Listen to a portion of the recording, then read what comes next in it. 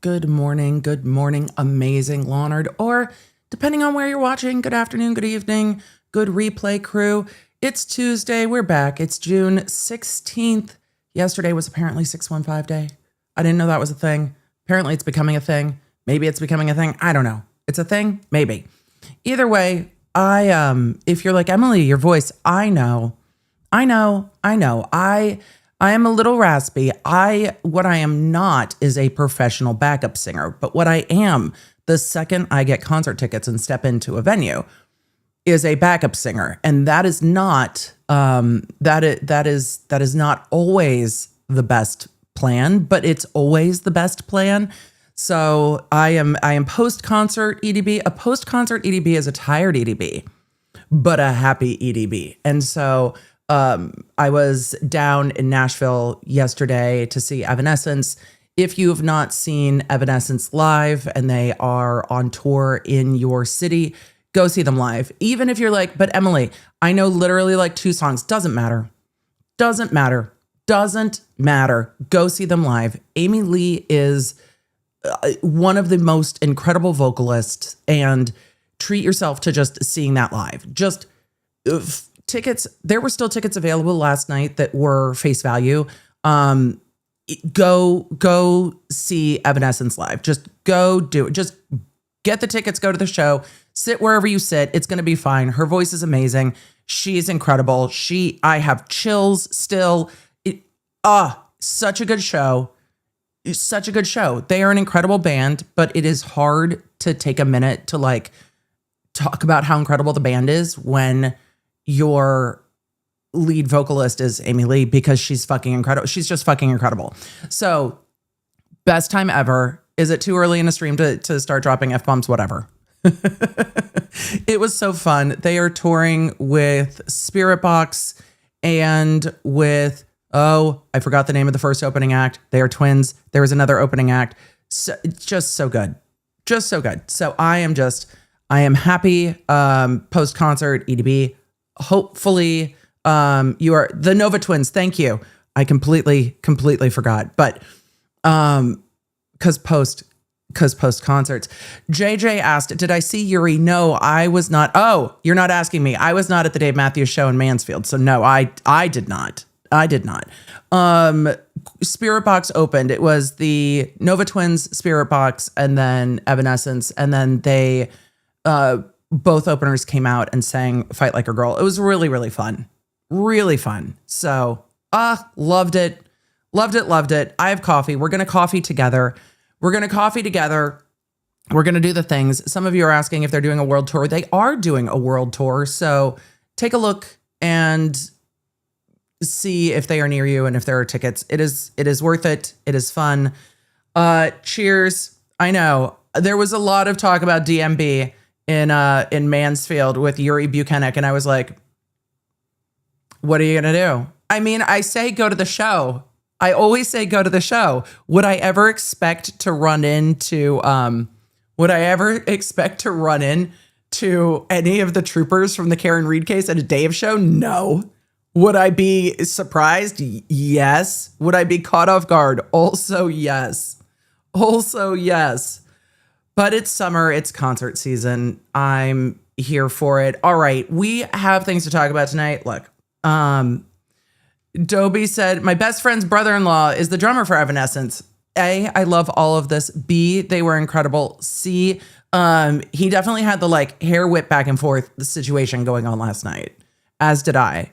Can I do that again today? No, I cannot. No, today we're gonna need to remember that the AARP card's going to be in the mail soon. Today we need to remember who the fuck we are, not who the fuck we are in our brain, because otherwise my brain is my neck is going to just fight with me, but it's fine. We've got coffee. It's good to see you. We've got some things to chat about today. We've got some Murdaugh things. We got some Kouri Richins things. We have an order in the TikTok psychic case. We have some things. We have some things. Hen House, you're right. I realized I didn't explain this very well. I realize I didn't explain this very well. Yes, no, 615 is Nashville's area code. So yesterday there were some concerts and stuff for 615.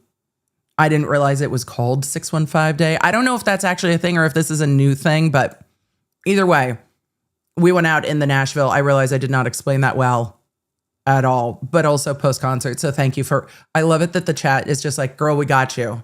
Girl, we got you.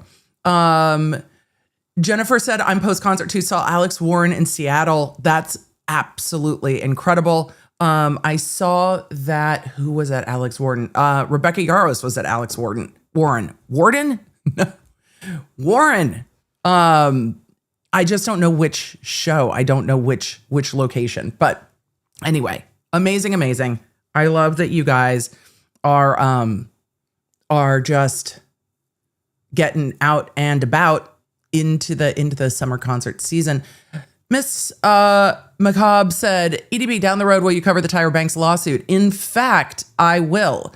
Time travel back to yesterday. I talked about it in yesterday's podcast, and then we will probably do a deeper dive in an upcoming podcast, but I covered it in the podcast yesterday. So if you have not found the podcast yet, we do a initial perusal there.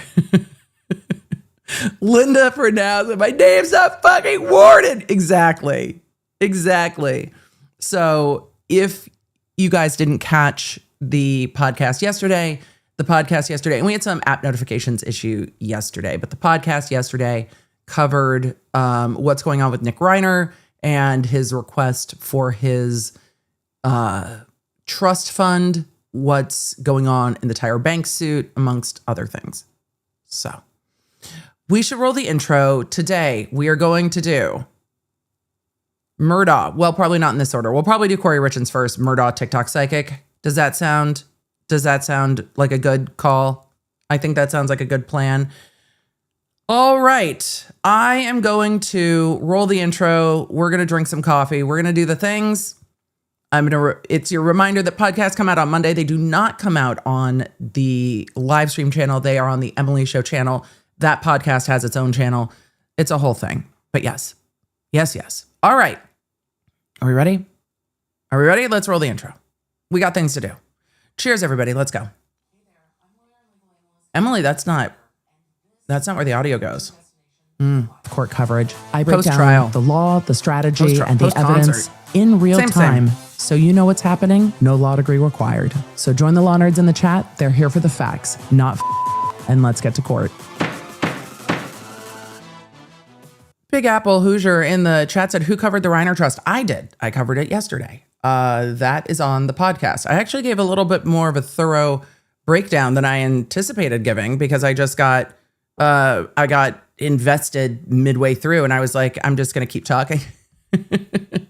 I got invested in reading Alan Jackson's entire affidavit to the record. I got invested. So I just kept going. There's more there because there's some emails and stuff. So we'll probably go over that another day as well because there is more information there. And Alan Jackson, in this instance, the lawyer, but I noticed that as we were going through that, Nick Reiner is asking for a new trustee to be in charge of his trust. And he's asking for the same trustee that Britney Spears had after Yeeted got yeeted, Jody Montgomery. I thought that was real interesting. I was like, what? Why do I know that name? Why do I know that name? Why do I know that name? And then I grabbed my Britney Spears documents and went, oh, that's why I know that name. I was surprised that A, I hadn't seen it covered anywhere in the media, and B, that was a little twist of sometimes the memory of all of the cases you talk about really coalescing in one's brain is helpful. I thought it was a wild connection to the Britney Spears case. But again, there's only so many trustees, but it's an interesting choice for me. it's interesting. So I'm real curious what the trustee has to say, because the trustee will be filing a response to it. We're now here. Okay. Let's do a quick, for those of you that have not seen the podcast yet, let's just do a quick overview instead of me being vague, and then we'll move into talking about Kouri Richins real quick. Should we do that? We should do that. Emily, can you be easily persuaded by one question in the chat? Depends on the day, but yes. So real quick, as a overview of the podcast from yesterday, Nick Reiner, who is accused of the murder of his parents, Rob and Michelle Reiner, has made a motion in probate court to get access to his trust. This is a trust fund that was established separate and apart from any estate trust. So an estate is what we've been looking at in the Kouri Richins case. After someone passes, then the estate gets probated.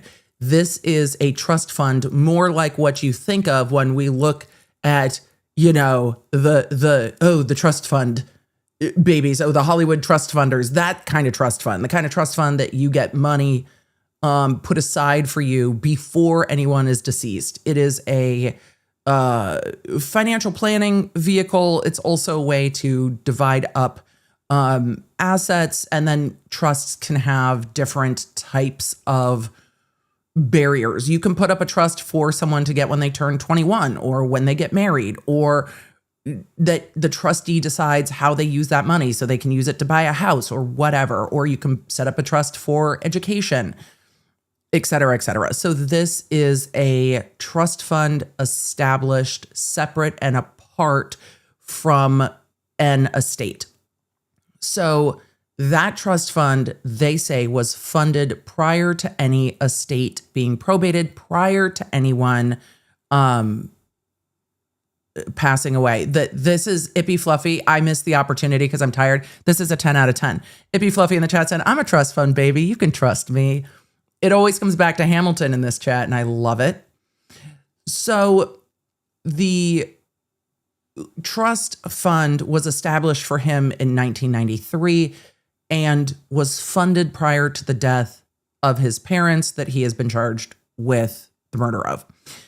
So when you are looking at a pre-funded trust, the question becomes, this was not funded from the estate. So the California version of the Slayer statute that we saw in Utah doesn't really apply here, because this is not funds that are coming from the estate after death, which is where Kouri was. Kouri was trying to get money from Eric Richins' estate after he passed. Life insurance, bank accounts, trust assets, that kind of stuff. In the Reiner case, this was a pre-established, pre-funded, independent trust fund, and they are asking to get access to that. And so in asking to get access to that, part of the reason they want access is to pay for lawyer Alan Jackson. The trustee has not responded yet, but the argument right now is that Nick Reiner's trust was supposed to automatically distribute or disperse to him when he turned 30, and it did not. So the argument is he should have gotten this money 2 years ago. He didn't. I'm curious why he didn't get that money 2 years ago. And I'm curious if there was an addendum to the trust that we don't know about. So it's me, Sherry. It's me, Cheryl said, I'm more of a food stamp baby. I'm more of like a student loan baby. Like you, was there a trust fund? Absolutely not. Were there a lot of student loans? Yes. I had a job at 14, kind of a kid, because I didn't want to be told how to spend my money. And the only way to do that is to make your own money. So with that, he has been, or he is trying to get access to the money that should have been dispersed like 2 years ago. It wasn't. I'm curious why. I want to hear what the executor of the trust has to say. The executor of the trust is a third-party executor. It's not like a family member or something. It is a third-party executor of the trust. So the name escapes me at the moment, but they are also trying to remove that executor of the trust and bring in Jody Montgomery. Also, there were some indications in there that the trustee was using language that makes me wonder about what they're thinking, because they put a couple times in this motion that the current trustee said that he was not competent to manage a trust. So, Liz the Perry, so you were a babysitter? Oh, I did babysitting, but then I taught swim lessons, lifeguarded, among other things. But teaching swim lessons was my summer job summer job jam. It's gonna be like that today. It's gonna be like that today.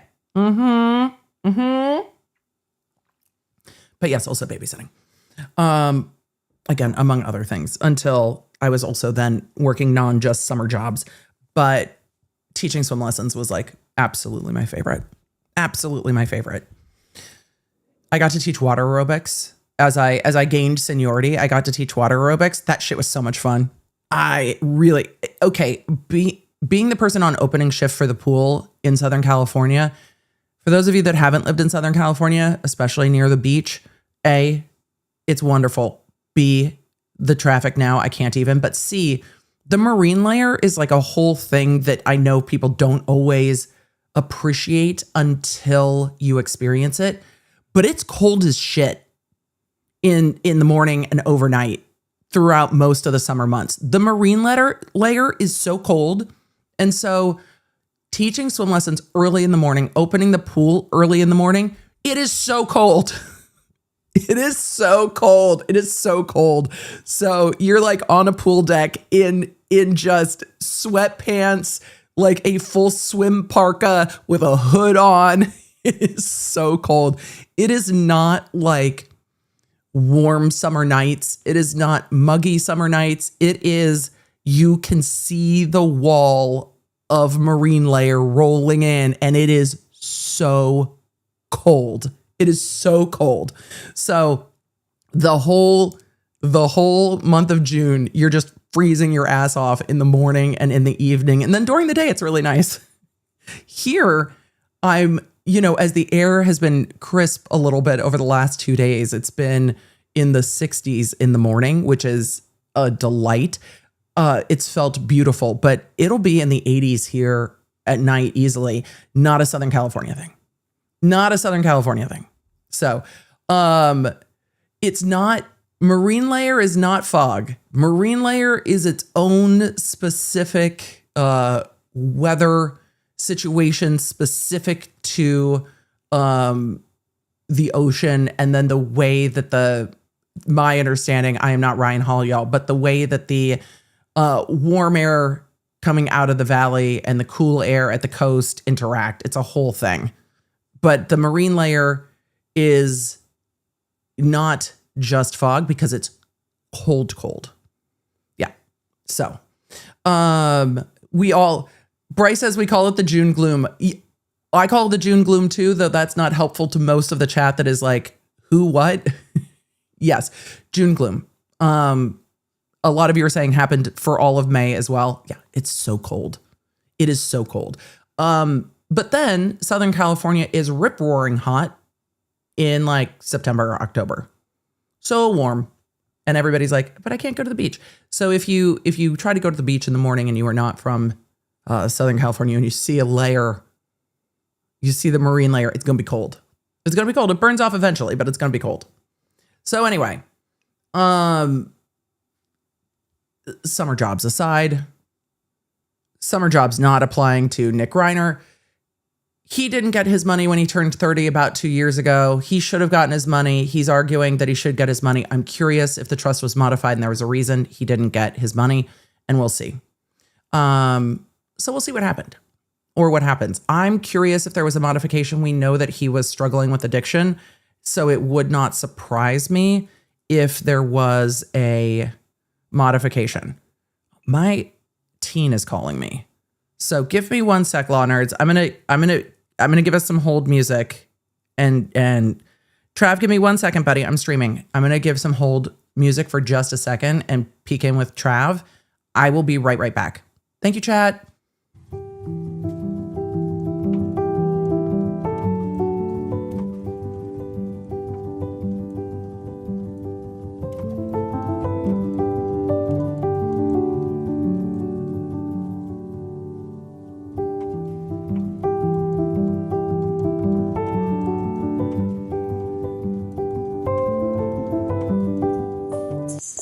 Lawnards.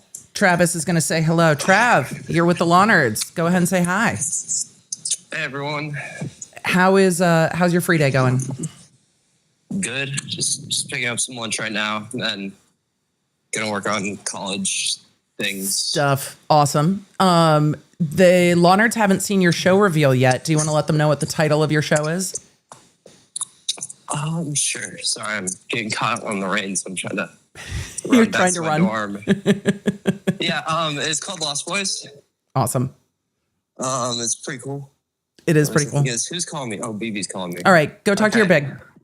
Love you, buddy. Thank you, Mom. I'll talk to you soon. Bye. Bye, everyone.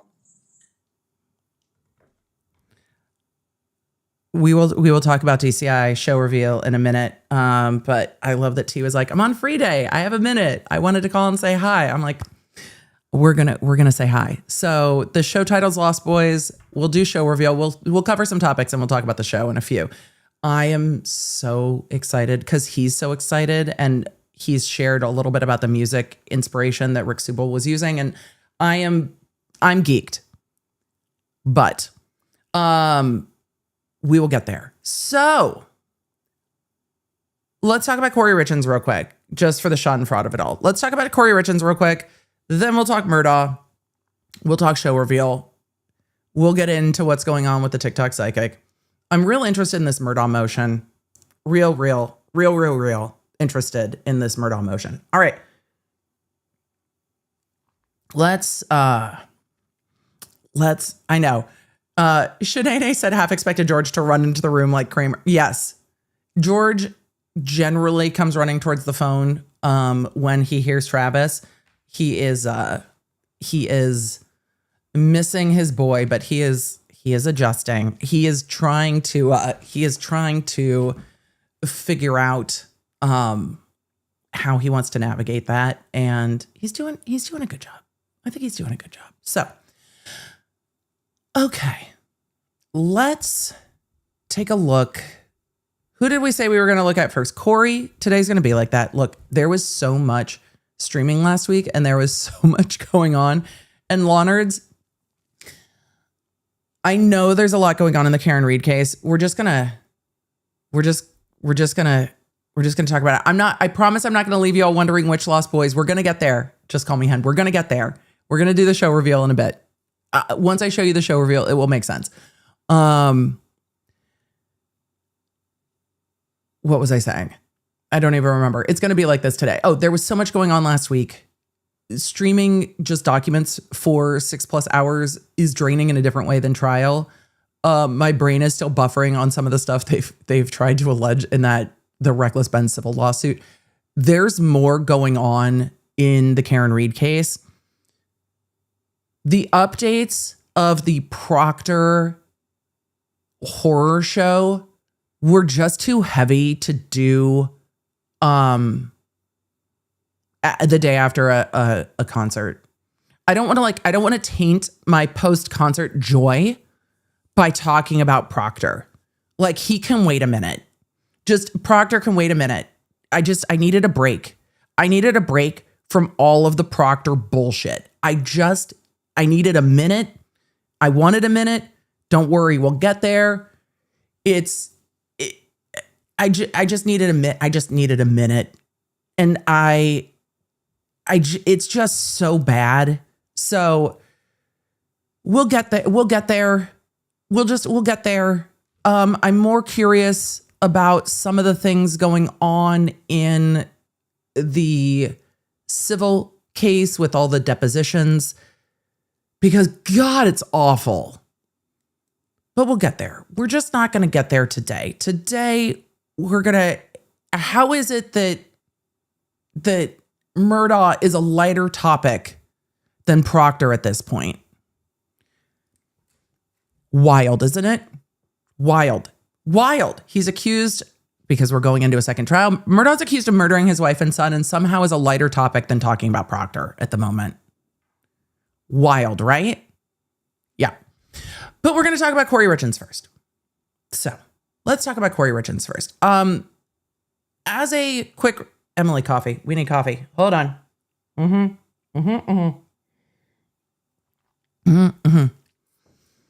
as a quick road so far about where we are, hopefully, chat, did I ask you to let me know what you're drinking and where you're coming in from? You let me know. You let me know what we're doing. Oh, you're right. We didn't get our miles today. Though I've heard we're not flying to Boston today. I've heard that the Scots have like emptied Boston of all of its beer. And one of my favorite things on social media at the moment, Emily, are you paying attention to social media? Insofar as I am paying attention to people visiting US cities and like SEC colleges for the World Cup, yes. Outside of that, no. But the Scots in Boston is my favorite episode of television right now. It's my favorite episode of TV.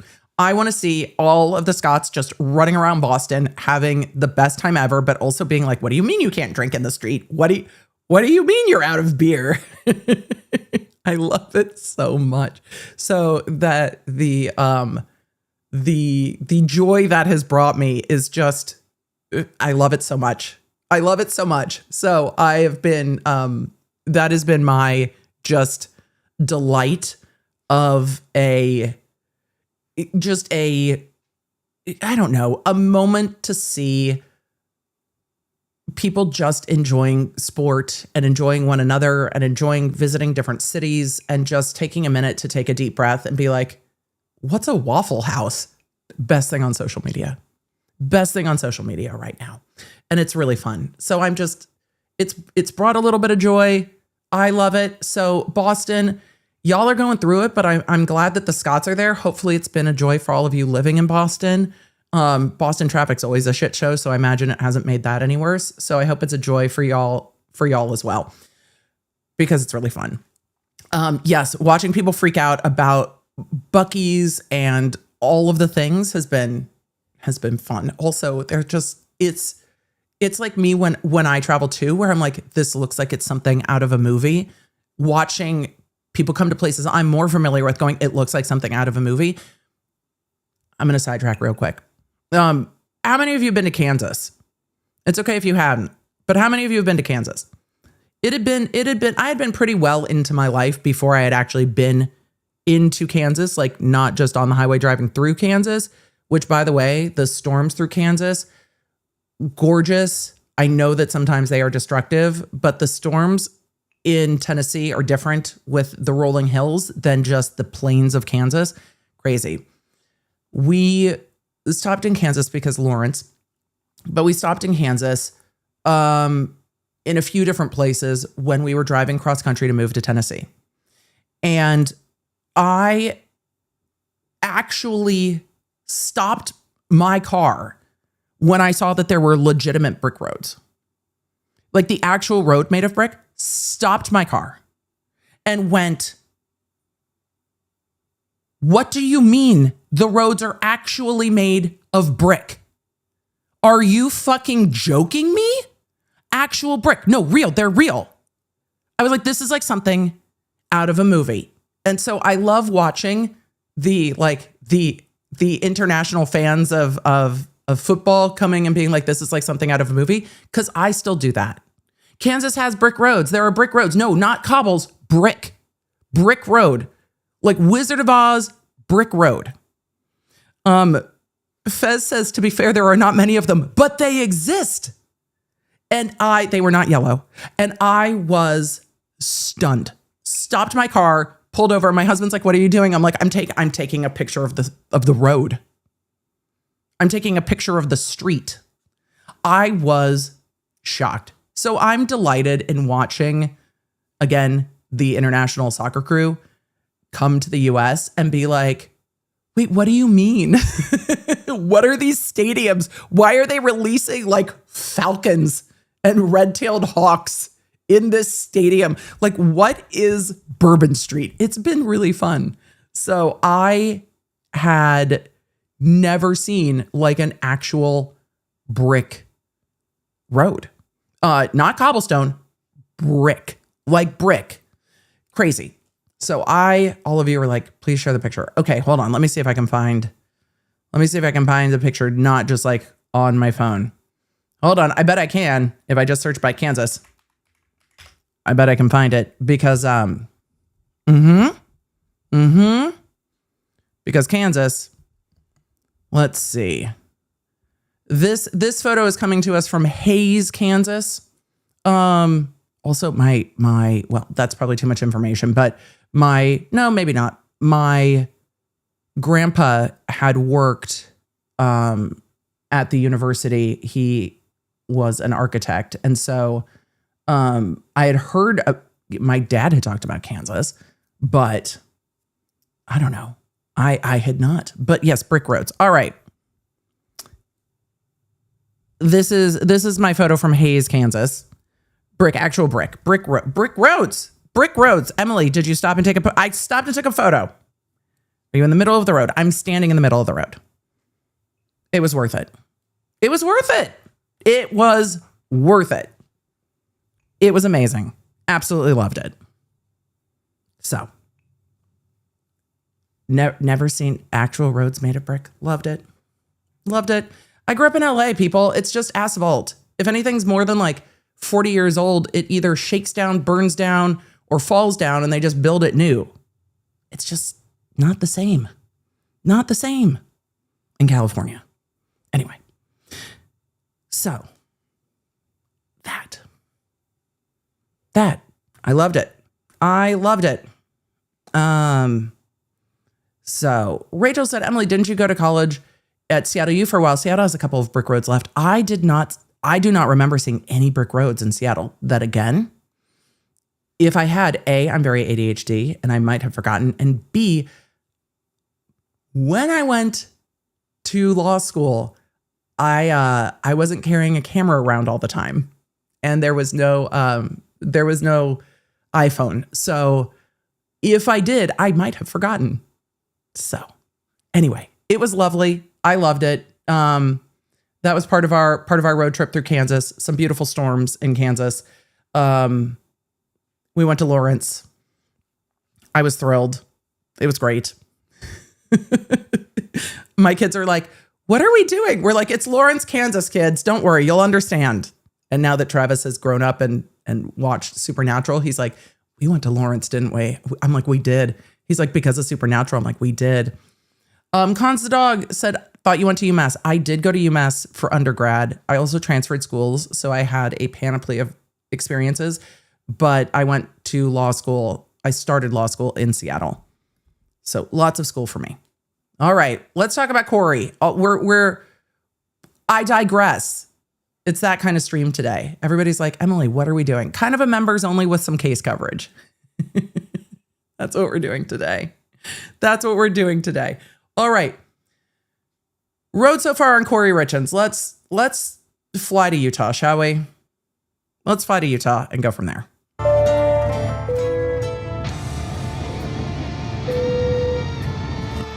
I had gotten distracted. Thank you, chat, with the tangents on the tangents on the tangents. Kouri Richins, though convicted of the murder and attempted murder of her husband, she still has a pending criminal case with all like 17, 26, some criminal charges in the fraud realm. Money laundering, pattern of criminal activity, mortgage fraud, bad checks, those sorts of things. So all the financial crimes. She also still has a bunch of civil cases.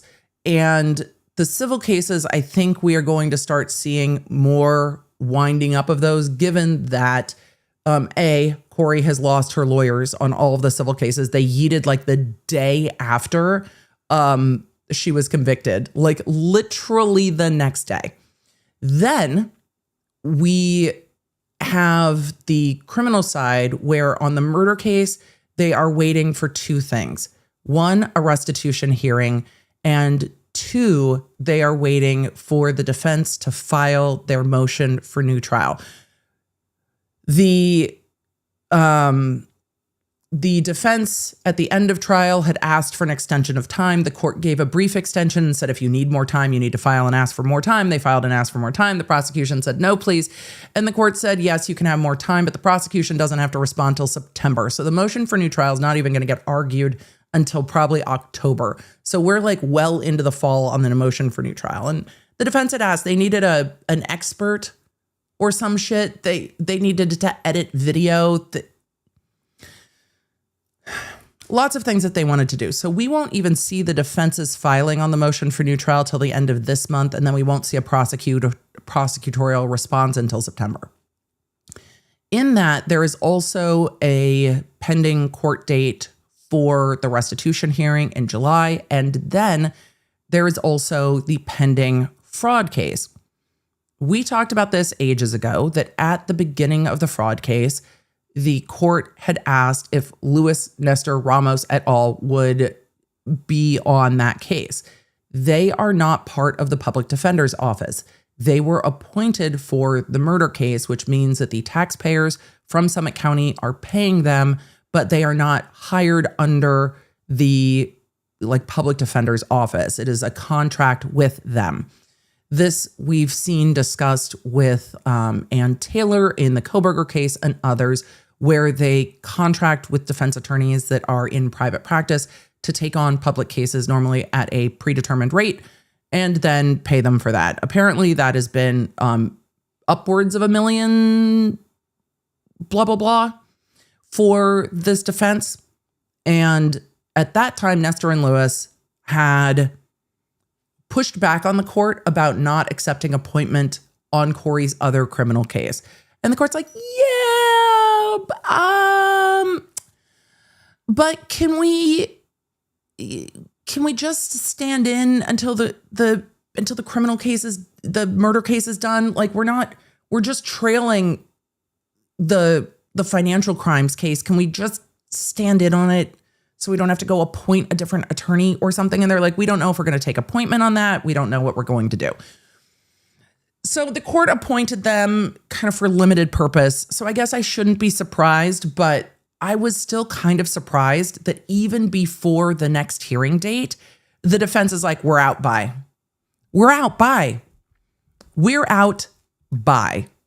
So the defense in Kouri Richins' financial crimes case has asked the court to let them loose. They would like to be free. Your Honor, peace out. Peace out. Counsel for defendant Wendy Lewis, Catherine Nestor, and Alexander Ramos respectfully move this court for an order permitting them to withdraw as counsel of record for the defendant Kouri Richins in the above captioned matter. Bye. I'm so surprised. I really thought they would wait until the next hearing date and put it on the record and just say, from this hearing forward, the court needs to appoint new counsel. But no, they're just like, we out. In support of this motion, counsel states as follows. Counsel currently appear as attorneys of record for the defendant in this matter. This matter is separate and distinct from other proceedings in which counsel have represented defendant. Summit County has not contracted with counsel to represent defendant in this matter. Your Honor, we have not been paid. We have no contract. Bye. Let's see. Yeah. Summit County has not contracted with counsel to represent defendant in this matter. Do you think Summit County wants to spend any more money on Nestor, Lewis, and Ramos? Let me know what you think. I think no. Maybe Ramos. I could see Ramos handling this case, but probably not Nestor and Lewis. Summit County has not contracted with counsel to represent defendant in this matter. Because there is no contract with Summit County for counsel to provide representation in this matter, counsel must seek leave of the court to withdraw. Counsel further believe that defendant's interest would be best served by the appointment of other counsel to represent her in this matter. Accordingly, Lewis, Nestor, and Ramos respectfully ask the court to grant this motion dated June 5th. I have not seen the court grant this motion yet. I imagine it will be granted. The court asked, can we please have you as counsel of record on this matter to trail it behind the murder case? So the court was aware that this was probably going to happen, but they also said that this is not their wheelhouse, that this is not where they are best, where their best efforts are made. And they don't have a contract. I can't be mad at them about that. Why I wouldn't do a job that I wasn't contracted for either. They A, don't have any protections. B, I don't think these are fraud defense attorneys. These defense attorneys did not seem deeply in tune with the nuances of financial crime. And they said that at the beginning. They said that they were not generally taking these types of cases. And I don't think that they will get contracted on this case. It would be interesting if Ramos takes the financial crimes case on his own. I'd be curious to see that. But they're going to need to appoint other counsel. So, Northwest NW said no PD conflict, no felon witnesses. I don't know about that. There might still be a conflict because of the other case, but I'm not sure on that. We'll have to wait and see. But her attorneys are like immediately deuces. This case doesn't have a hearing set until July, so we'll see what happens in the financial crimes case. No one's going to be in a hurry really to move that case along.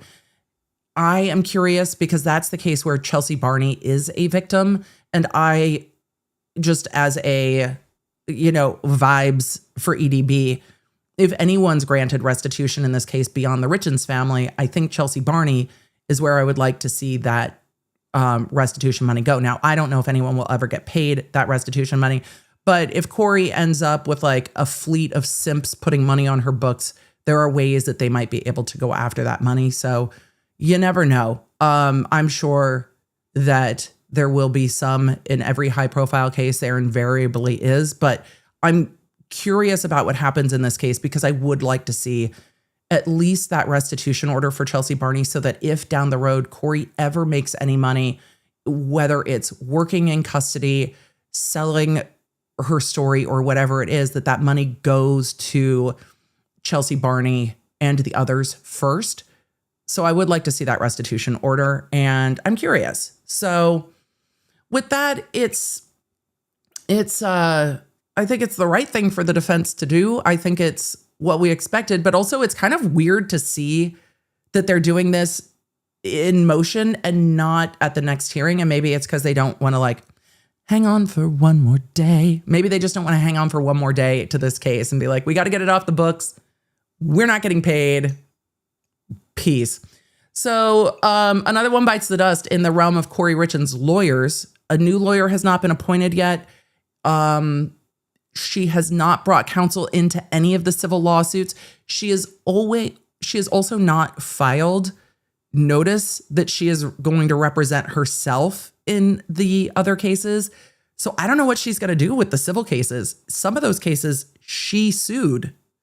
So you can't, maybe she'll file a motion to just withdraw it, but there's still no attorney of record in any of the civil cases. So Kouri's got a lot of litigation ahead of her, and her lawyers are dwindling by the day. Now, of course, Nestor and Lewis will be arguing at the motion for new trial. They will be arguing the restitution hearing, and that's about it. Other counsel will be appointed for the appeal, and then we'll cover the appeal. So, her name was Katie, said, whose lawyer dumped them faster, Proctor or Richins? Ooh, we would be a photo finish. Like somebody would have to stick out their tongue like Lightning McQueen to figure out who was out first, because both was like within a day. If we're talking about Kouri Richins' civil attorneys, like conviction, filing that those civil attorneys were out. This took longer, but it was the same with Proctor. He like withdrew the appeal of civil service, and the civil service lawyer was out because there was no more civil service, and they were just like, bye. We're gone. So I agree, Lyndon. Lyndon said Kouri doesn't really have much of a civil case left. I agree, but there are still like 5 separate case numbers on the books. They're going to have to figure out what to do with them. But yeah, there is not much for sure. Also, we know that Nestor and Lewis are busy. They tell us that they're busy. Nestor has talked about her schedule in this case and other cases. She's also defense counsel, or one of a lot of defense counsel for Tyler Robinson elsewhere in Utah. So, here we are. But Kouri is without counsel at the moment the court hasn't let her withdraw, but we'll see. But another one bites the dust for Kouri. I'm sure she's not thrilled about it. Whatever. I'm curious to see who her next attorneys are. All right. Speaking of next attorneys, and, what's next?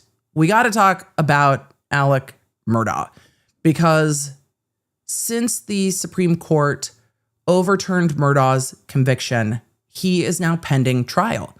So what happens after? Actually, let's swoop and get into Murdaugh real quick. After that conviction is overturned, everything gets set back to pretrial. So post-indictment pretrial. So Alec Murdaugh is now in the pretrial of his murder case. He is back to his conviction has been kind of wiped from the books. He's not getting out of custody. He's got all those other convictions and prison sentences that stand, but he is back to a pretrial status. The question then is, what happens next? Well, the prosecution says that they are going to re-prosecute the case, and the Supreme Court has now appointed a new judge, which means we should start to see new court dates, because they're going to have to put a court date on the record and start setting this on a trial schedule. Now, Attorney General Alan Wilson, whose name I was searching for in my post-concert brain, Attorney General Alan Wilson has said that he wants us to go to trial by the end of 2026. Sir, that's not going to happen. But the defense has said they would like to see this go to trial in 2027, which is a bit more realistic. So we are getting into the beginning steps of Alec Murdaugh Take 2. Boful Waffle said, will he go to federal prison? Not at this point, because he still has state convictions and he still has state time. So I can't imagine them shifting jurisdiction for his housing. I think he's going to stay put exactly where he is. So with that, we are waiting for what happens in that pretrial docket. We are waiting for the first court date. We are waiting to see what happens. And the first step of that was that a judge needed to be appointed, and the Supreme Court of South Carolina did appoint a judge. So we're going to look at that. And then there is a new motion that was filed at the Supreme Court level, and I'm really interested to look at that with you all, because it has to do again with the egg lady juror. I am so curious, and I looked at the beginning of this motion and went, oh, the law nerds and I just need to chat. The law nerds and I need to chat. I am so curious about, what this motion entails and what's going to kind of shake out from there. So let's take a look just real quick at the remittitur and appointment. When you hear me use the word remittitur, this one's new, but remittitur is just like go back, do not pass go, do not collect $200, go back to start. So remittitur is sending it back to the appropriate lower court. So from the Supreme Court back to the trial court. So the remittitur has been entered. Emily, why are we bringing up the remittitur? Well, because apparently a part of how my brain works when evaluating these cases is that I am curious which font all the different Supreme Courts use. Some Supreme Courts and courts of appeal have great fonts. Some of them are kind of mid. So I'm curious. Emily, font review? Yeah. You come up here with like a Comic Sans in your email footer in 2026, and I'm going to have some thoughts about it. But let's look at South Carolina. This is great. I love this. Hey, thanks, South Carolina. This is a great Supreme Court font. I dig it. The S's are sassy, which makes sense for a South Carolina Supreme Court. Like the SC is fantastic. Love it. All right, South Carolina Supreme Court. Love this font. This is great. It's fantastic. This is the remittitur To the clerk of court, just from May 29th, 2026. Also, we're just being thorough. Dear clerk of court, the above referenced matter is hereby remitted to the lower court or tribunal. A copy of the judgment of this court is enclosed, signed, sealed, delivered. It's yours now. It's yours. So I love it. The state seals also fascinate me. Emily, how old are you? Look, I like figuring out what birds are in my yard, and now I'm fascinated by the history of the state seals every time we go to different states. How long did it take us in Utah before we were like, wait, that is a beehive? I'm here for it. But we've got the Supreme Court of South Carolina, nil ultra. I don't know. I'm curious. But there we go. South Carolina Supreme Court. Let's take a look at their next order, which is order appointing the court. So give me one. Where did I put it? Oh, I grabbed it yesterday because I was preparing in advance. I know, so I could go to concert and then know where everything was in the morning when we started doing the things. And now it's hiding from me. That's so rude. It's here somewhere. Give me a second. Sorry, law nerds. I don't know where I put it. It must be here somewhere because, well, who knows which folder I put it in? Maybe I put it in the trial 2 folder. Yeah, that's exactly what I did. All right. It didn't go into the Supreme Court folder. It went into the trial 2 folder. Fair. Emily, why are we going over this order? Because I'm curious. And I thought it was important to take a look at the process because it's not always as easy as, okay, this case has been overturned. Now what? Well, we just got a new judge appointed and there's still not a date for the next hearing. So I think it's also helpful to take a look at sometimes how slow this process is because we don't always see a ton of coverage elsewhere of sometimes the tedious parts of these cases and how many things happen post-conviction. I think this is going to be our first post-conviction case that has been overturned on appeal, and we're going to watch the retrial on together, which is interesting to me. We have watched other retrials after mistrial, of course, but we have not seen in the span of me covering trials, a trial that I covered get overturned on appeal and then go back to trial. I'm curious. I'm ready to see how that goes. I'm ready. I'm curious because a retrial is just a different thing. After an appeal's overturned than a mistrial. A mistrial, a change of strategy is going to be different than a retrial after overturn. And it's going to narrow down the financial crimes. Also, the posture of the case is different because now Alec Murdaugh has pled to all the financial crimes.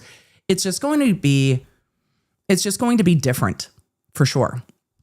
All right, let's take a look at the order for a new judge. The Supreme Court of South Carolina, in our delightful, old English style font here. On March 2nd, 2023, the defendant was convicted of 2 counts of murder, 2 counts of possession of a weapon during the commission of a violent crime, and he was sentenced to life imprisonment on March 3rd, 2023. Do you remember how wild that was? But they were like, oh, we can just sentence him now. And we're like, what? And they're like, oh no, we'll just come back tomorrow. What? What's happening? What is happening? On October 27th, 2023, has it really been that long? The defendant filed a motion for new trial, which was denied by the circuit court on May 13th, 2026. The Supreme Court of South Carolina reversed the denial of the defendant's motion for a new trial and remanded the case to the circuit court. The circuit not being an appellate court, that being the trial level court. They're called different things depending on what jurisdiction you're in. In New York, the trial level court is also a Supreme Court, or there are superior courts, there are justice courts, they all have different names. That's the trial level court. On May 13th, 2026, the South Carolina Supreme Court reversed the denial of the defendant's motion, remanded the case to circuit court. The remittitur was sent on May 29th, 2026. That's what we just looked at. Pursuant to Article 5, Section 4 of the South Carolina Constitution, it is ordered, all caps, that the Honorable Deborah R. McCaslin, I hope I pronounced that right. I think so. McCaslin, be vested with exclusive jurisdiction. We're going to talk about what that means because that's different than some other appointments. It is so ordered that Judge Deb, oh no, not another one, Judge McCaslin, be vested with the exclusive jurisdiction to hear and depose of all general session matters. Notice at the top of this order that these are all different indictment numbers. 1500592 through 595, that those different indictment numbers are for each of the different charges, but they all go under different indictment numbers, but those are for each charge. They go on to say that the judge has exclusive jurisdiction, including general session matters, trials by jury, and civil forfeiture actions, and all motions arising from the above referenced indictment numbers. That's the murder, the possession of the weapons, etc. Judge McCaslin's jurisdiction includes jurisdiction over any future retrial on the murder charges and any related matters. Judge McCaslin shall decide all matters pertaining to these indictment numbers, and pursuant to this assignment, shall retain jurisdiction over this case regardless of where she may be assigned to hold court. Pursuant to this assignment, Judge McCaslin is to have and exercise all powers and duties appertaining, that's what it says, to a circuit judge of the 4th Judicial Circuit while presiding over this matter, John W. Kittredge. How did I miss that the Supreme Court, the Chief Justice's last name was Kittredge? Maybe it's just because we were rewatching Mission Impossible that it now sticks out in my brain. I don't know how I missed it, but I did. Emily, what does that mean? That means that this judge is not a judge sitting in Carleton County. This is a circuit court judge who has been assigned to handle this case no matter where this case takes place. So if there's a change of venue motion to have this case tried not in Carleton County, but in Charleston County or wherever, this judge follows the case. So this judge is assigned to this case wherever it may roam, and for all matters wherever it may roam. So that is what this exclusive jurisdiction means, that this judge travels to the court, or if all the attorneys agree, because none of these attorneys seem to be assigned to Carleton County. You're dealing with the state's AG's office, which I imagine is in a larger city. So you've got the state's AG's, you've got Dick Poot et al.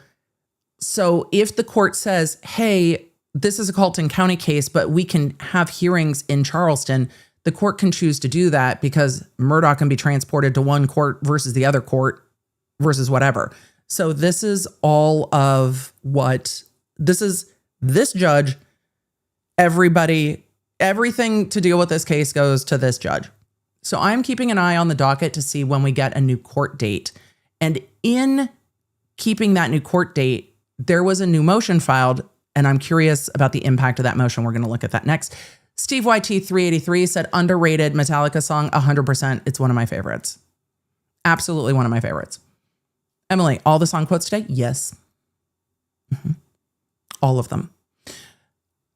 So when I was trying to find the next court date, because really that's what I'm interested in, like when are we starting the pretrial hearings? Because I want to know what's going to happen.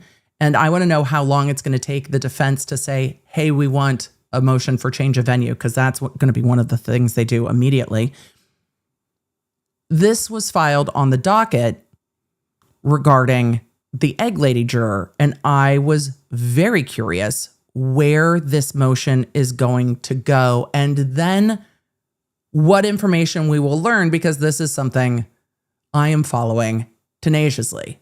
Not Tenacious D, tenaciously, because I'm curious. This was filed June 4th. We just, fucking Proctor, we've just been too busy.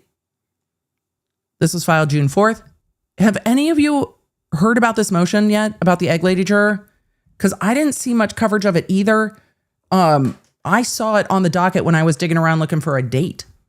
So I did not realize that this was filed. I know. Chloe UK said, EDB, do you think it would get to trial by the end of the year? No. I understand that they want to say that, but no, I don't think so. No, I don't think it will. All right. Yeah, I don't think this could, I don't see, we're in June and we don't even have an initial appearance date. We don't know what the judge's calendar looks like. We don't know what the attorney calendars look like. We don't know what the witness schedules look like. I can't see this starting trial in 6 months. Maybe they'll try to, but I would be surprised because they're going to need some time. They're going to do change of venue motions. It's just going to need some more time. But I guess we'll see. I mean, for the defense, Murdaugh's not going anywhere, right? He's in custody. Murdaugh's not going anywhere. For the defense, delay is always in their favor, especially when we're looking at a retrial. Memories fade, witnesses move, people get into, collisions. We saw that be somewhat impactful in the Kouri Richins case, that there was a witness who died in a motorcycle collision between the time that they had given interviews and the trial. Having more delay is a benefit at this point to the defense. Now, prior to trial, when you think the prosecution's not ready, trying to push that case to trial faster can benefit the defense in that way. Try to catch the prosecution on the back foot and be like, zoom, let's go. But also the prosecution tends to have more resources than the defense. That's true most of the time. I think there are probably a few high profile cases where maybe that's not the case. I imagine Diddy was just like unlimited resources, let's go. But also prosecutors' offices tend to have more resources so they can have more people working on a case at the outset. But there are strategies to timing, for sure. Dr. Who said, Emily, so you're saying that the memory does not remain? Well, not for witnesses. For Metallica, the memory remains. But for the witnesses, maybe not so much.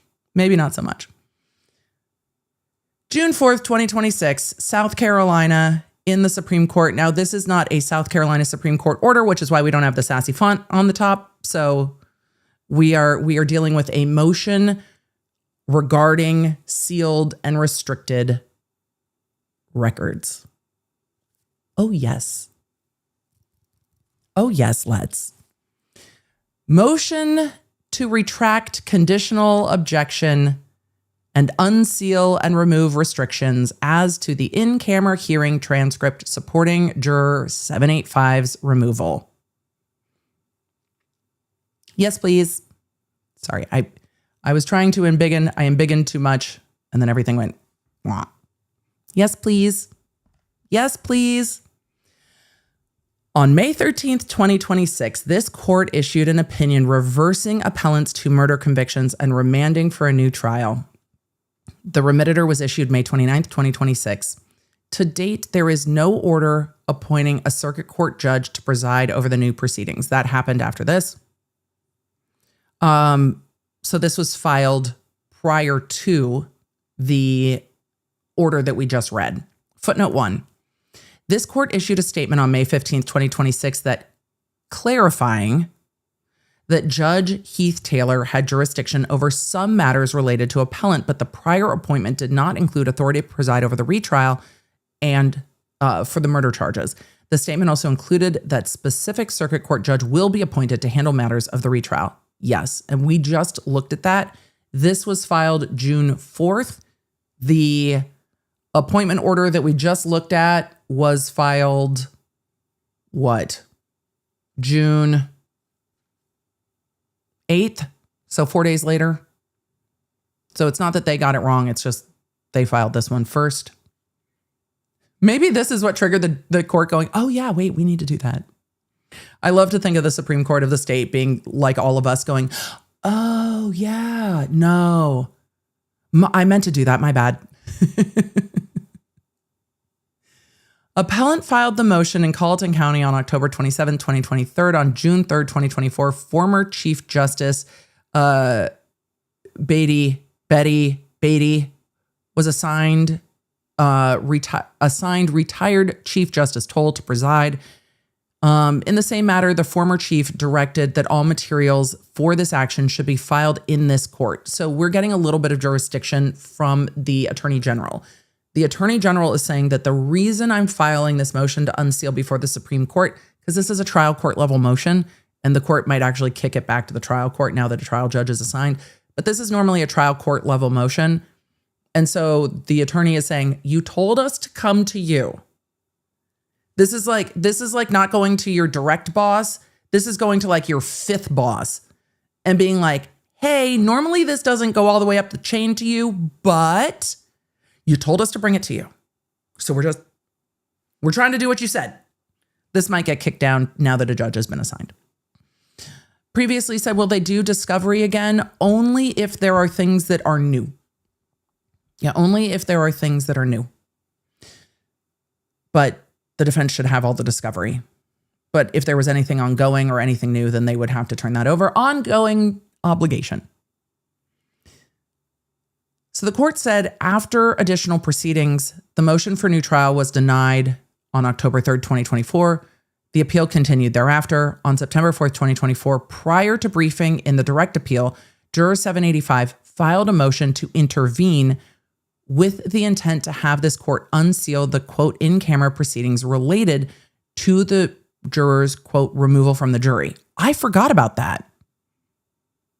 I'm sure we covered it. I completely forgot that the juror themselves asked for the hearing where they were removed to be unsealed. Emily, why would Juror 785 ask for that? Well, at the time, Juror 785 had a lawyer, and remember, some of what they're asking to be unsealed is things that juror was not present for.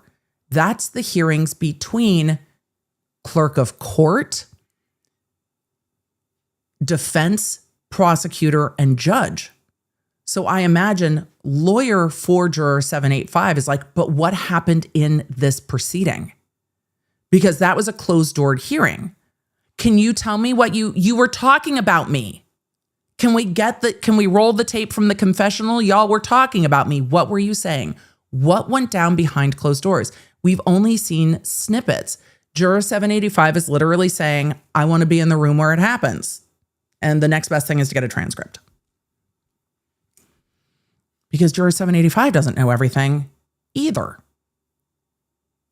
I'm curious too. I want to be in the room where it happens. Right. Footnote 2. The juror also filed in circuit court, but this court had jurisdiction over the trial matters as a result of appellant's notice of appeal. Fine. Of relevance here, under the provisions of prior orders in this case, the transcript pertaining to the juror's inappropriate discussions of the case with others prior to deliberations and her ultimate removal as a juror were both sealed and restricted from use outside the case. Specifically, Judge Newman, this judge, bring the jury. Judge Newman issued a strict protective order, but subsequently allowed all counsel, including counsel for the juror, Emily, keep reading, to have access to the records with the instructions that counsel was prohibited from publication or dissemination of any of those records. I do not want to read about this in the papers. I do not want to hear about it on a podcast. I do not want this to be on the YouTubes. I don't want to hear about it. Lawyer's eyes only. Lawyer's eyes only. The motion goes on to say that the restrictions were by consent of the parties and the juror. Well, once they had access to it, that makes sense. Former Justice Toll essentially continued that order restricting disclosures to anyone other than counsel on January 4th, 2024.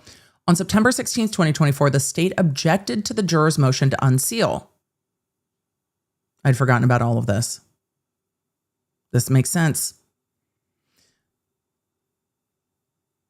Because the restrictions were opposed in a consent order, they could be rescinded by mutual consent in a subsequent court action. And they are quoting case law and the oppositions at the time. I don't know if we looked at all of that. I think we looked at some of it.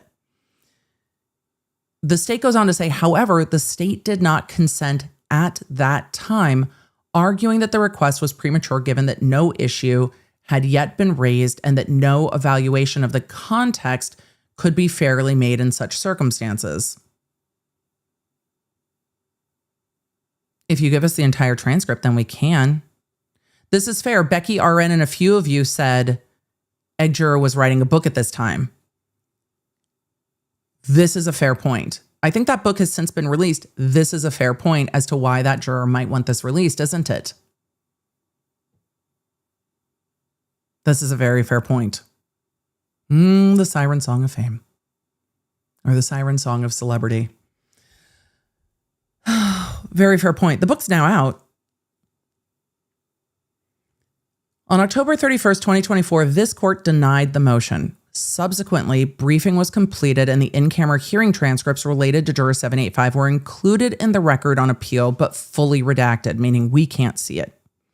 Ultimately, as noted above, this court granted a new trial based on the former clerk of court's interaction with the jurors. Right. Because it was fucked. That's a reason to grant a new trial. Discussion. Notably, this motion is not about litigation. It is about the records maintained by this court. Okay. And then they're quoting case law regarding keeping records sealed. It's supposed to be narrowly tailored. It is supposed to be the least restrictive sealing necessary. And the shit's out of the horse on this. So it doesn't need to be sealed anymore, right? It goes on to say that the transcripts were included in the public record, but the public is unable to access those pages. And then it cites the public record. We're going to have to do a transcripts request. Footnote 3, the transcripts were redacted for the public filing. Additionally, a portion of the in-camera transcript involving Judge Newman's questions to the juror appears in the new trial motion records that the former Chief Justice ordered to be filed with this court. The court has considered a similar post-remittitur request from an appellant before. And then they go on to cite case law regarding the Blackwell case, saying that courts can do this after remittitur. The reason that matters is jurisdictional. Once the remittitur is ordered, the question becomes who is in charge of this case and who has jurisdiction over this case. We were just talking about this not that long ago with the Shrilla case. Who still has jurisdiction over the case? And in that case, the court only maintained jurisdiction for literally 365 days. At the end of 365 days, like a wall drops down and you no longer have jurisdiction. And the court's like, we don't have jurisdiction. Jurisdiction is one of those things that when we cover cases that when it matters, it's huge. It is a huge issue. It is a big problem. You have to have jurisdiction over the case. You can't just like do whatever. So the reason they're bringing up jurisdiction here is because the Supreme Court has issued remittitur back to the trial court, meaning the Supreme Court has taken the ball and passed it. Or, you know, the spirit stick. If you're not holding the spirit stick, you don't get to talk. Right. They have passed the spirit stick to the lower court. And once jurisdiction has been passed to the other court, you can't really do anything. So the reason they're bringing up the case law saying you can do this after remittitur is because they are arguing that this court still has jurisdiction, not the other court. You know, they're saying you can do it. We don't have to go talk to the lower court. So that's what we're doing. The request in that case, they said, involved a witness's still privileged medical records, and the request was denied. In contrast, here, the juror had previously moved to intervene and modify the consent order protections to have the transcript deemed open. The appellant did not object, but took no position on the juror's request. The state objected, and the state's objection to the modification was conditionally given based on the procedural posture of the appeal. Here, new trial has been granted to the appellant. There should be no prejudice to any party at this time. Consequently, the scales should now tip to unsealing and removing restrictions. I wonder if this will just go down to the trial court or if the court will do it. I'm real curious. Let's see. Conclusion. Based on the foregoing, the state moves to retract its prior conditional objection for order allowing the previously protected transcripts from Judge Newman's in-camera proceeding supporting the removal of the juror to be filed as a supplement to the redacted court record. Further, prior restrictions regarding the sharing, discussion, etc. of the transcripts or any matter related to the previously protected proceedings should be found moot. Yeah, such as that the parties and the juror may now discuss the same without offense to any prior order in this case. Respectfully submitted by Alan Wilson et al. From June 4th, 2026. I'm curious if this gets unsealed, when this gets unsealed, we're going to have some discussions. I want to know the entirety of what happened in that hearing. I'm real curious because I want to know how much Becky fuckery there was going on, because the way that this all came up, and I'm not saying the result is wrong, the way that this all came up with that juror was sus. Here's the thing. When we look at how this juror was removed, I don't, at this point, based on what I've seen, disagree that the court came to the right conclusion. How the court got there is curious to me. And the fact that it seemed to me, based on the limited record we've seen, that it was, there was this Facebook post. I question the veracity of that. There was this Facebook post. It's now deleted. It wasn't him. It's this. It's that. Sus. It's sus to me. And then you get the follow-up, same juror. This juror was talking to people at her apartment complex and telling them her opinions on the case.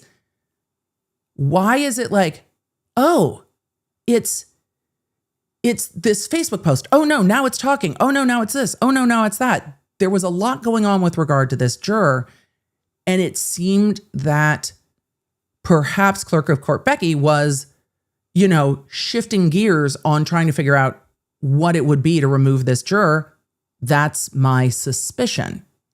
However, this juror has said that the reason Clerk of Court Hill wanted to remove her is because they were having conversations that this juror wasn't convinced that Alec Murdaugh was guilty, conversations that never should have been happening in the first place. But that also leads some veracity to me that this juror might have been talking to others outside of the courtroom about how she viewed the case. In the Depp Heard case, there was the removal of a witness mid-early testimony, witness Gina Deuters. And the reason that it was brought to the court's attention was based on old social media posts, not about the current Depp Heard trial. But then when the court started questioning that witness, the witness said that she had seen clips of the current trial in violation of the sequestration order. The way that the court started questioning that juror was based on a wrong premise. The concerns or grave concerns that the Heard side brought to the court's attention were based on old social media posts. Now, I think there's people of two minds of that. One, was this just attorneys being like, I saw a post about a trial and they jumped the gun? Or was it dirty? Was it using the court not looking at social media and not looking at the date of that social media to then force an issue that wasn't an issue? And no matter how it came to the court's attention, once the court is questioning that witness and the witness says, yeah, I've seen clips, it doesn't matter. It doesn't matter how it came to the court's attention. And we might be in the same situation here where it doesn't matter how it came to the court's attention. Once you get it in front of the court, what happens, happens. And so I don't know if the clerk of court would have been gunning for this juror, which seems to be a possibility here, if the clerk of court hadn't talked to the juror and knew that the juror was sympathetic to Alec Murdaugh. Because then it feels like arguing with, a kid who's like, reason A, reason A, reason A, and it doesn't work. Reason B, reason B, reason B, and it doesn't work. Reason C, reason C, reason C, and it doesn't work. So with that, I'm very curious about what happened in, the room where it happened with the egg lady juror, with what Courthouse Becky said, how it came about that this juror was talking or supposedly talking to neighbors or a landlord or something regarding this case, how the court questioned the juror, what the juror said, because all we saw of that interaction was that the juror was being removed before closing arguments. And the court said, do you have anything in the jury room? And she said, yeah, I've got a dozen eggs. And the court's like, you got what? And she's like, I got a dozen eggs. One of the jurors brought us like farm fresh eggs. And we all went, girl, get your eggs. But that's how she became the egg lady juror, because get your eggs. Nobody is going to argue about that. So with all of that, I want to know what happened. I'm going to be keeping an eye on whether these get unsealed because I want to know. Law nerds, we're going to diverge for a moment because I said that we would cover show reveal real quick. And after we cover show reveal, we're going to TikTok Psychic because there's a new order in the case. And I am very, very curious about that. So let me pull up real quick show reveal because I want to, and because I can, and because, I do what I want. It's my kid. I do what I want. And I'm excited. And he's excited. And that makes me really happy. When he reached out about the show and I was like, what are you feeling? He's like, the music slaps. I fuck with it. I was like, that's the highest praise you're going to see from my kid ever is the music slaps. I fuck with it. Like that's the highest praise I think I've heard from him about a show literally ever. So we're going to take a look over at the Cavaliers social media page. If you follow me on Instagram, you will see me sharing stuff from their page, especially when my kid is involved. For those of you that are just like, Emily, what are we talking about? DCI is competitive performance marching arts. Emily, what does that mean? Marching band. But it's drum corps. So there are not woodwinds. It is just melt your face levels of brass and 11-minute just unbelievable field shows, the likes of which, if you have never seen this level of marching, it's wild. The things they do on the field are crazy. The music is amazing. The costuming is not what, I grew up with in the 90s, which is like the band has a band uniform with Shakos on the hat, and then the color guard has a color guard uniform, and that's it. This is fully themed, fully costumed, fully presented performance arts. And it is amazing. Absolutely amazing. And my son is part of the Cavaliers. We've talked about that. It is not an easy summer. Emily, could you do this? Look, man, I was a Division I college athlete before I hurt my shoulder. I could not do this. I could not do this. I could not do this. I did color guard in high school. I could not do this. I think a lot of athletes could not do this. It is It is like Division 1 level athleticism, plus you're going on tour, plus you're living on a bus, plus you are sleeping on floors in gymnasiums in high schools in West Virginia with no hot water and no doors on the bathroom stalls. Emily, that's awfully specific. Yes. It is the tour element of it is not just traveling for a game or a weekend tournament.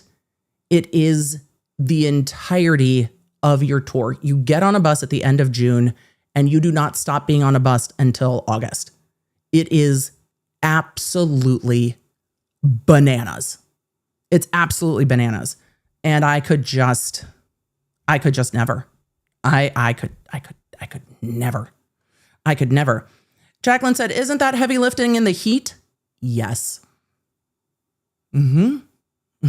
But my kid was not the first kid to get stitches this year. And in fact, has not gotten stitches this year. Yay, Travis. All right. The Lost Boys is the show reveal this year. I love the show reveal. We thought it was going to be a Lost Boys show. We thought it was going to be like Peter Pan Lost Boys show, because the Cavaliers had changed their icon on social media with the 2 stars. The costuming, including the Cavaliers green, but also being so rock and roll, is just badass. Don't worry, we'll take a look at the costume reveal more. It's so badass. But I love like the show poster has a very like, I don't know, 90s punk show vibe. Love it. Love it. Love it. And then I love that this is like album art. Hold on, let me try to, my mouse is fighting with me. That the music reveal is like an album style reveal. Oh, Instagram. Emily fights with technology. So that is the track reveal. This is up on the Cavaliers Instagram. I'm so excited. I know some of you are like, but Emily, there was an opportunity for vampires. I know. This is a different direction, but I feel like you're going to have a grittier experience with this. So I'm going to find a few more of the costume reveals. And then we are going to talk about the TikTok psychic, because where is the other one? Let's see. Will music be a problem? Do we care? We don't care. All right. We don't care. We don't care. Hold on. Let me reload this. Oh, but then I have to unmute it again. It's so hard. Well, we're just going to have to watch it twice. Oh, no. Oh, no. So this is their show reveal on Instagram. I don't think I can make that any bigger. I wish it was on YouTube. Maybe they'll post it on YouTube at some point. But show reveal video. I like the vibes. I like the vibes. I like the vibes.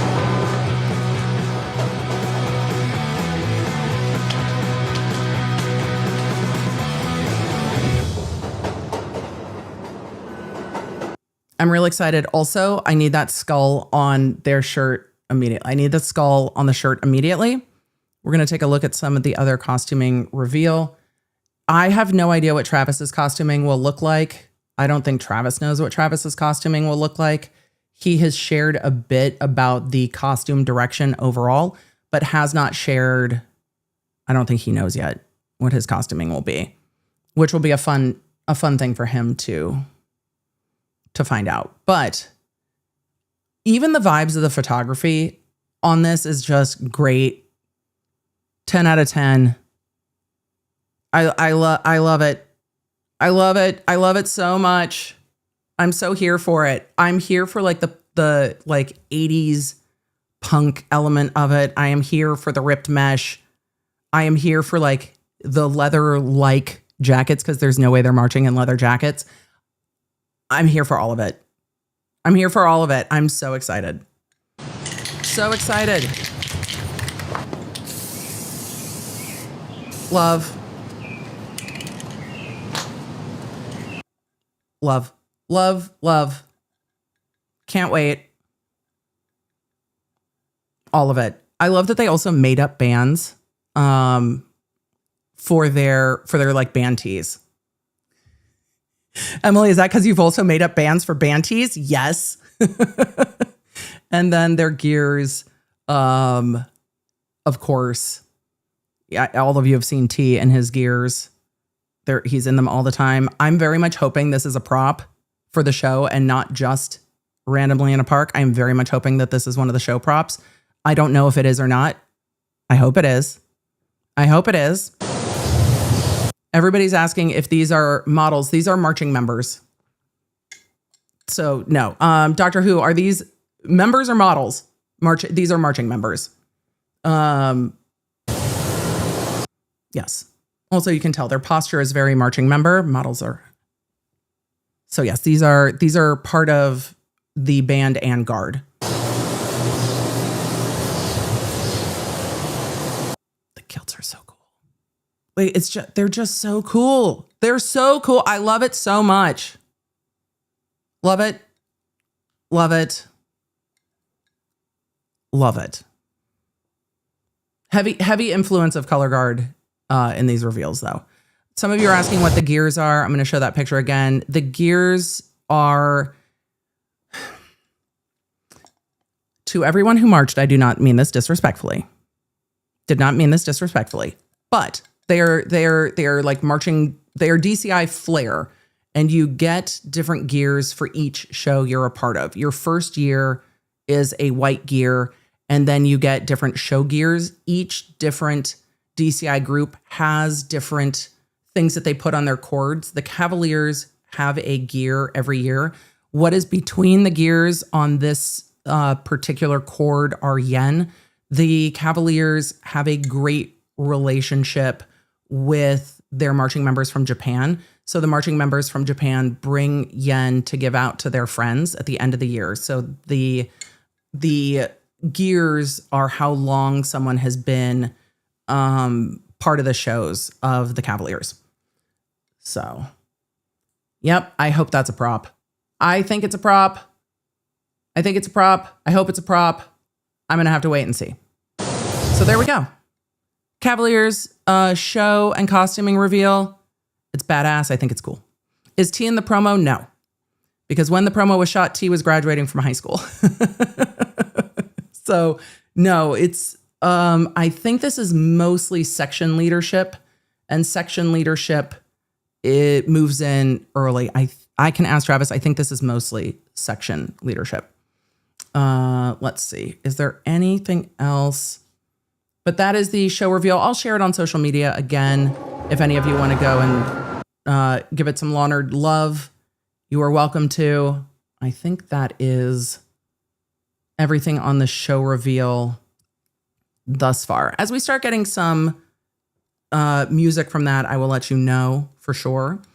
So let's see. Are the Cavaliers college then? Ippy Fluffy.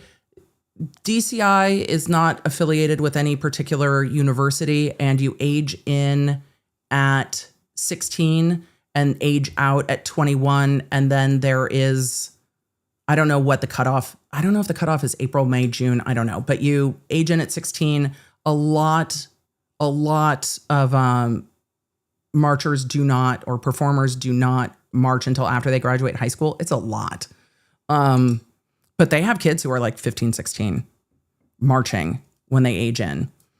Let's see. Who decides music and theme? The show designer. And each show has a designer. Tony, did you say that Crown shared theirs? Hold on. Let's see. Because I have not been on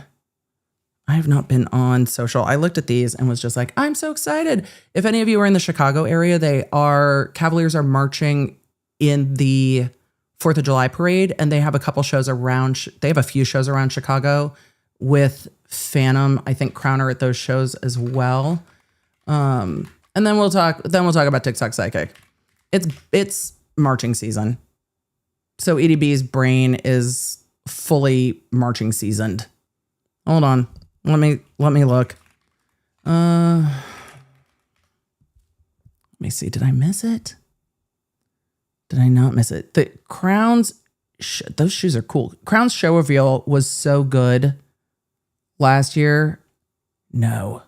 But Blue Devils did an announcement. I'll go look for it because that's very cool.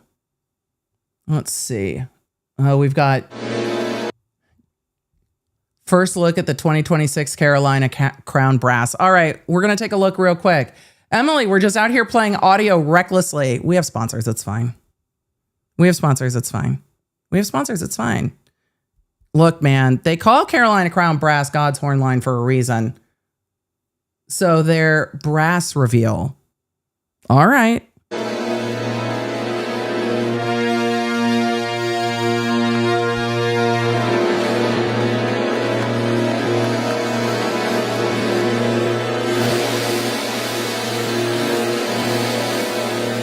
I love some in the round sound.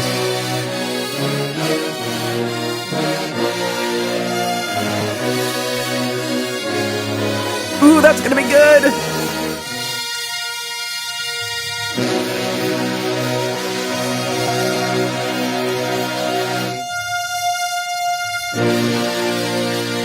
Oh, I'm loving that.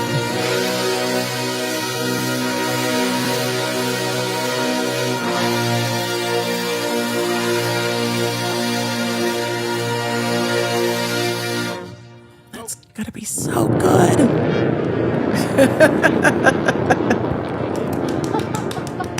Oh, it's gonna be so good. Play the back half of the ballad.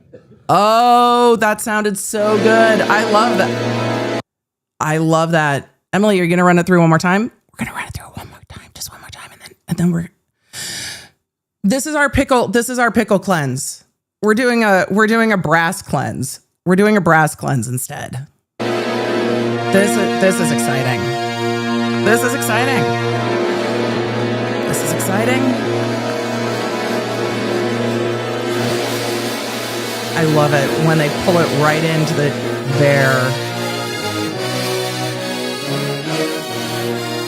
Oh, I love it. You got some power in that ballad. God, that's clean.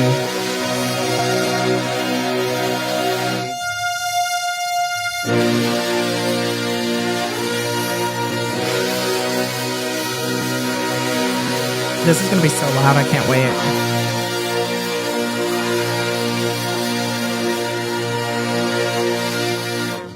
God, that was clean. All right, everybody. Carolina Crown. Different than the Cavaliers. It's Carolina Crown. Different core. That is going to be so good. Oh, I love it. I love it. Code said, love the random shirtless dude. Oh, there's a lot of shirtless. It's hot. Also, depending on what the costuming is, you got to keep your tan even. Yeah, there's a lot. Tony, it's so good. Oh, it's so good. Their brass is so good though. We know that Carolina Crown's brass is so good. It's so good. I cannot wait to see the show. So, all right. We're stepping out on the Cavaliers. No, the Cavaliers don't have any of their music on yet. Also, I am always a ride or die for my kiddo. But I had friends in drum corps before I met my husband and before my kiddos were born. So there are still corps that I enjoy, and I am an enthusiast for the sport. I always want my kid to crush it. However, I am an enthusiast I'm an enthusiast as a human, but there are a lot of corps that I really enjoy. So I'm going to be enthusiastic about all of it. I'm going to be enthusiastic about all of it. So there will be enthusiasm, and you can't deny that brass. It's so fucking good. I'm interested to see what Phantom does this year. I can't wait. I can't wait.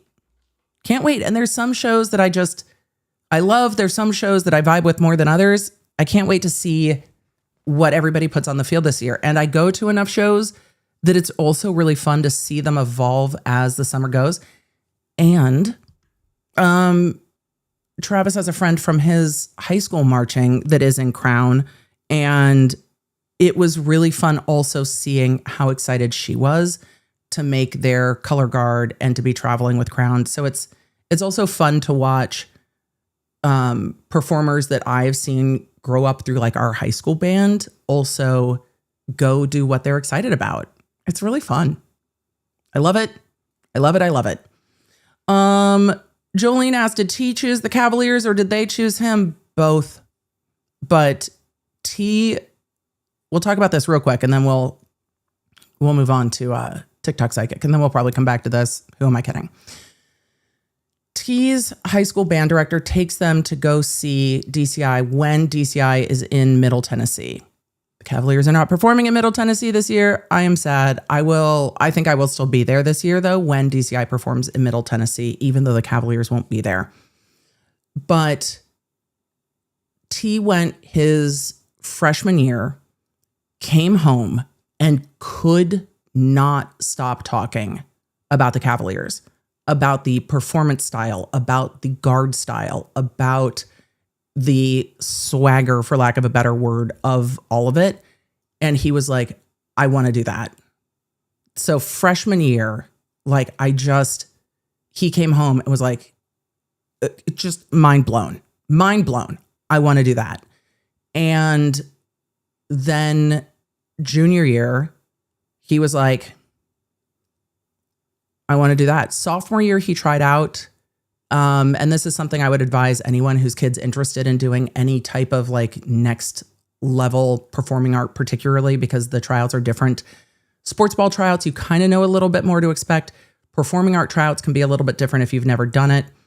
So sophomore year, he's like, I want to go do tryouts. I was like, awesome. However, I'm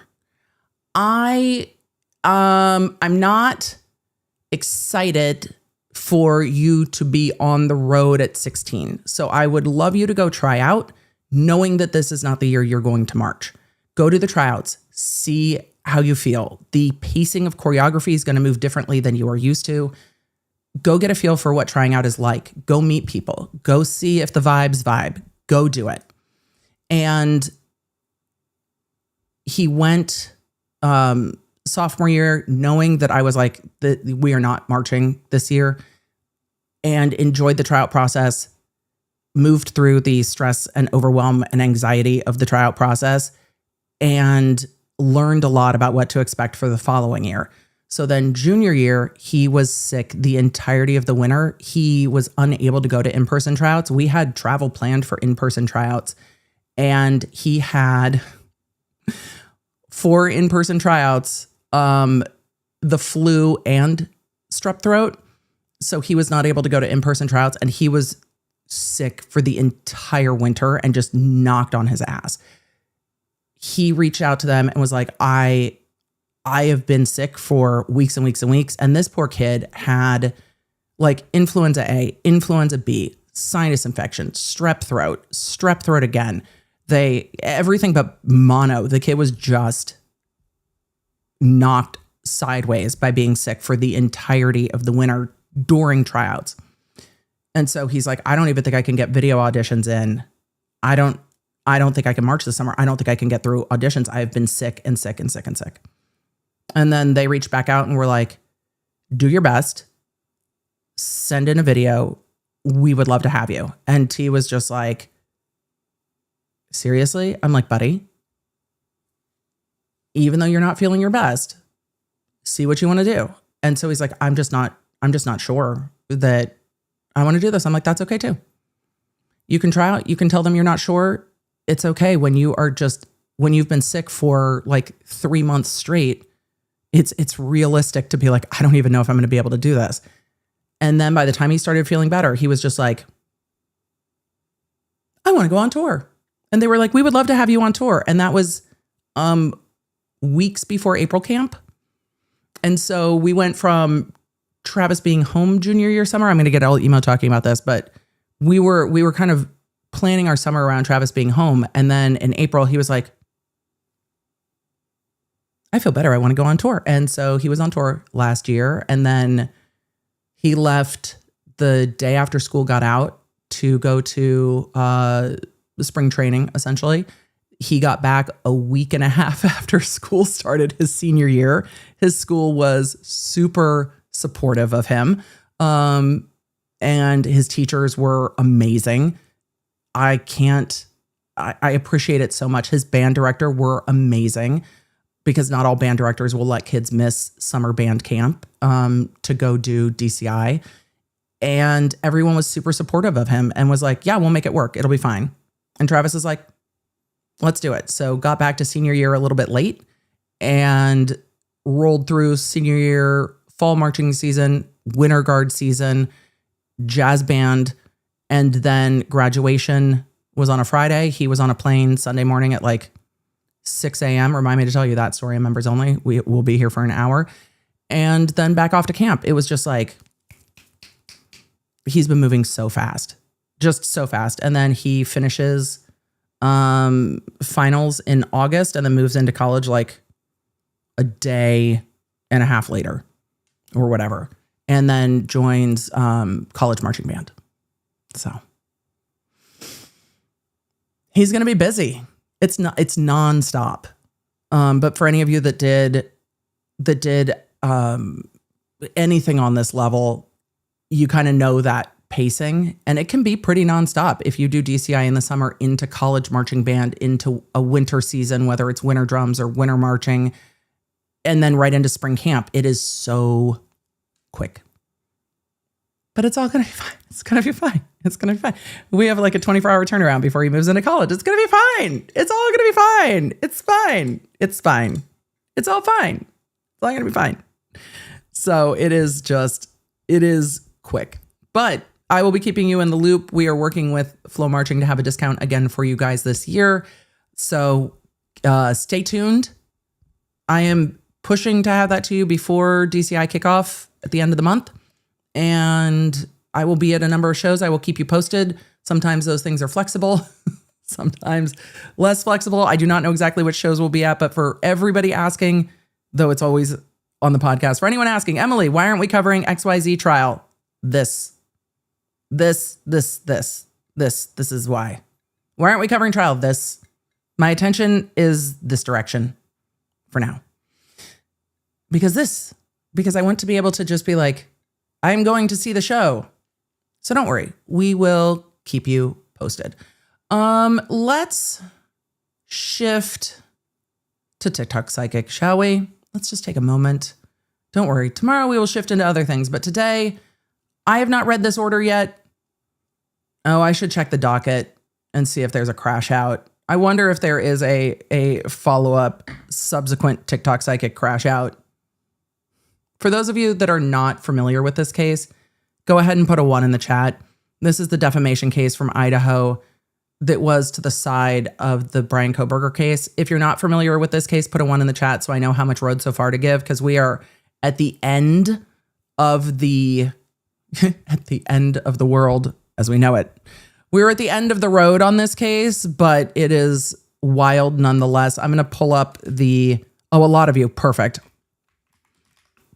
I will give a road so far so that you can fully appreciate the audacity of it all, because that is a big part of it. So, welcome. Let me pull up the docket, because I'm not sure. I'm not confident that between yesterday and today there's nothing new, because this is a new order, and every time Blue Monday, it's a Tuesday. This is a new order that I have not seen a response to. Okay. Still no response. Fantastic. So for those of you that are new to this case, let's swoop. I'm glad we got a horn cleanse before we got in here. We're going to need it. Buckle up. Because the TikTok Psychic case is not done yet. The TikTok Psychic defamation case started way back in December 2022 with a professor at the University of Idaho being accused of orchestrating the murders of the 4 victims of Bryan Kohberger in Idaho. The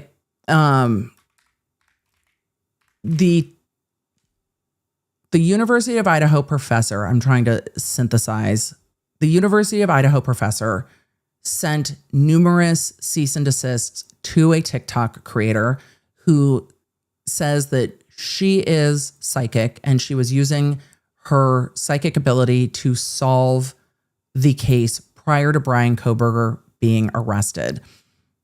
The professor was targeted, it seems, from the university website. She was the chair of the history department. The professor had any interaction with any of the students who were victims of Bryan Kohberger. And the TikTok psychic wove a tale of an affair between the professor and one of the victims, and that these murders were carried out to cover up that affair, and went in hundreds of TikToks accusing the professor of having an affair with a student and orchestrating these murders to cover that up. After the cease and desists were met with the TikTok creator turning them into like faux toilet paper on stream and being like, or on TikTok and being like, I do what I want, the professor sued in December 2022. This just went to trial while we were covering the Kouri Richins trial in federal court in Idaho, but it did not go to trial on liability. Remember, this is a civil case, not guilt and innocence, liability. And so when it went to trial, liability had already been determined on a motion for summary judgment. The court had said, this is defamatory. There is no defense. This is defamation. You defamed the professor. The only question is how many damages, or how much are the damages? How many damages? The answer is all. And so when the trial concluded in, what was it? May? When did this conclude? It was during Richins. March? It was, the whole thing took place over like 3 days during Richins. When the court concluded, the jury awarded, we'll just pull this up real quick. The jury awarded, here, let me pull this up. $2.5 million in compensatory damages. Remember, those are compensation. Compensatory damages.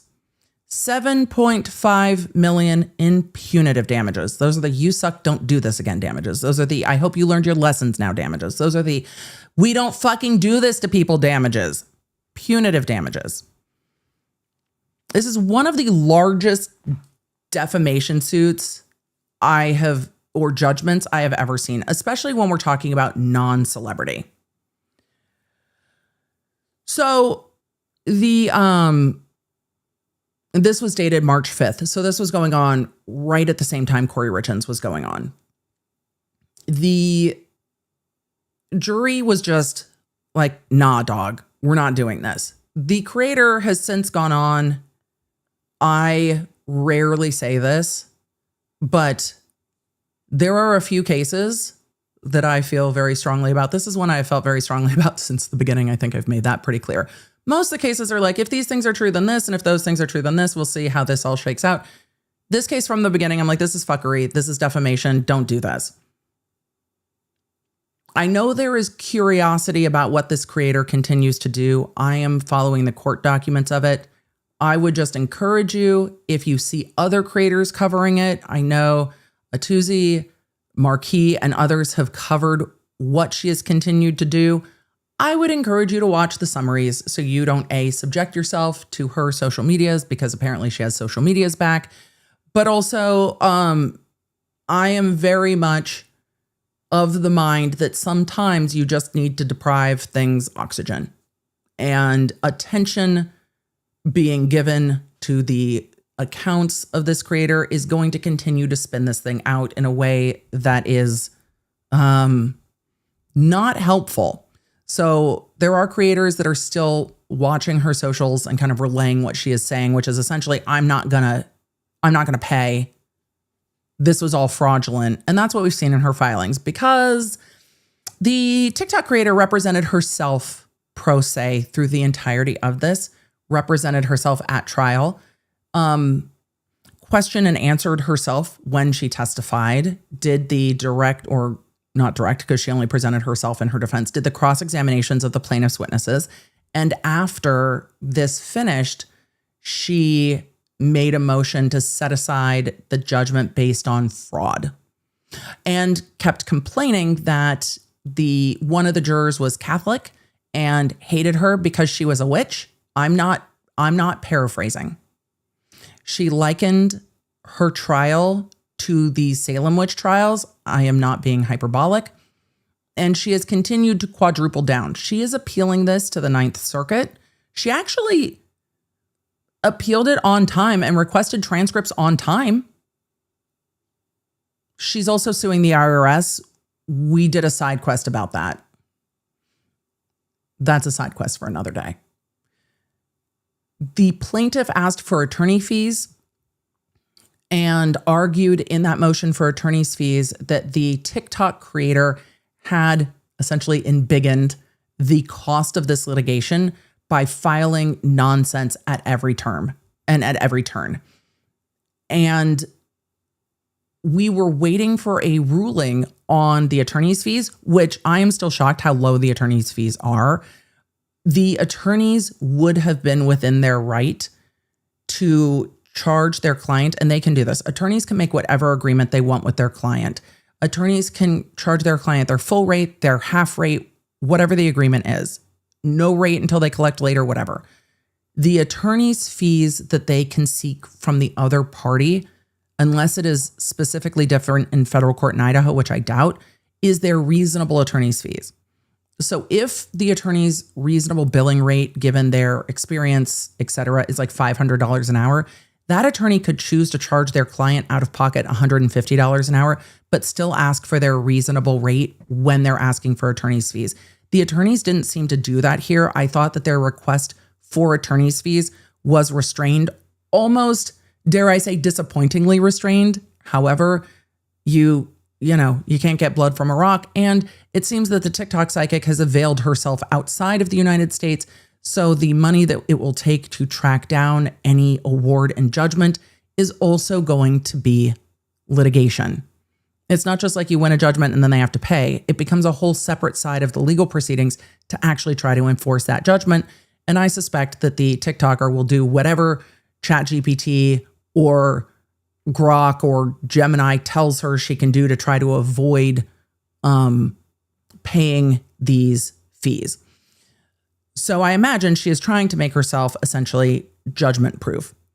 The lawyers asked for attorney's fees and costs in an amount that I thought was eminently reasonable. And the TikTok creator asked the court to set aside the judgment based on fraud. That was what she said, that this was all a fraud on the court and that the jurors did XYZ. We covered those motions, the audacity of the whole thing. But the judge has ruled on that now. And I'm excited because now we're here with the judge ruling. We hadn't gotten to this ruling before. We had gone through all of the motions and the oppositions and the audacity and the what are we even doing to finally get to the place where the judge has now ruled. Remember, this verdict came in end of February, beginning of March.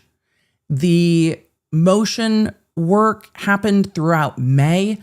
So we were waiting, or April, May. So we were waiting for this ruling for a bit.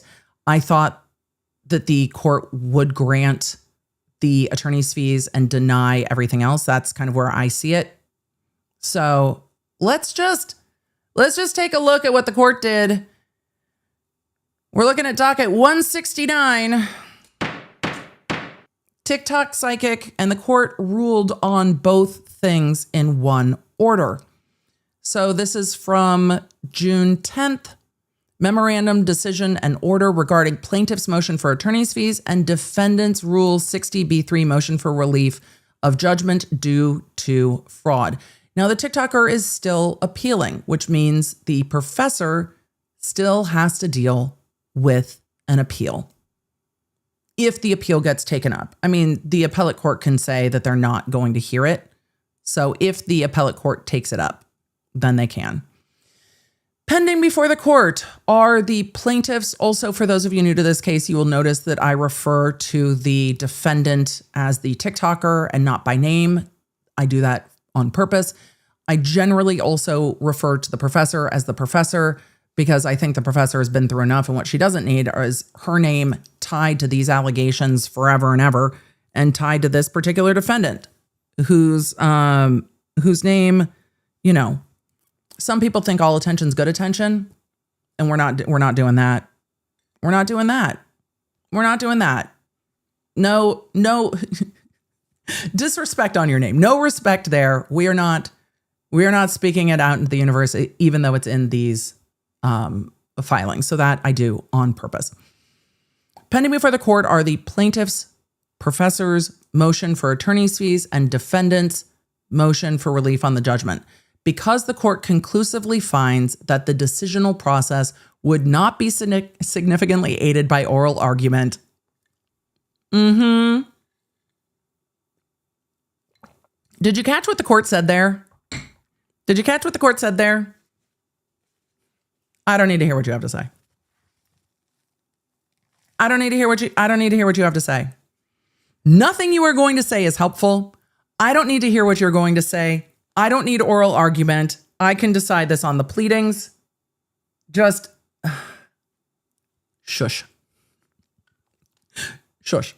I attended, via call, almost every single hearing and significant hearing in this case, and listening to the circular argument, the gameplay with words, the manipulations of the defendant was frustrating and wild. The court was incredibly patient, and maybe sometimes too patient, more patient than the court would have been for an attorney.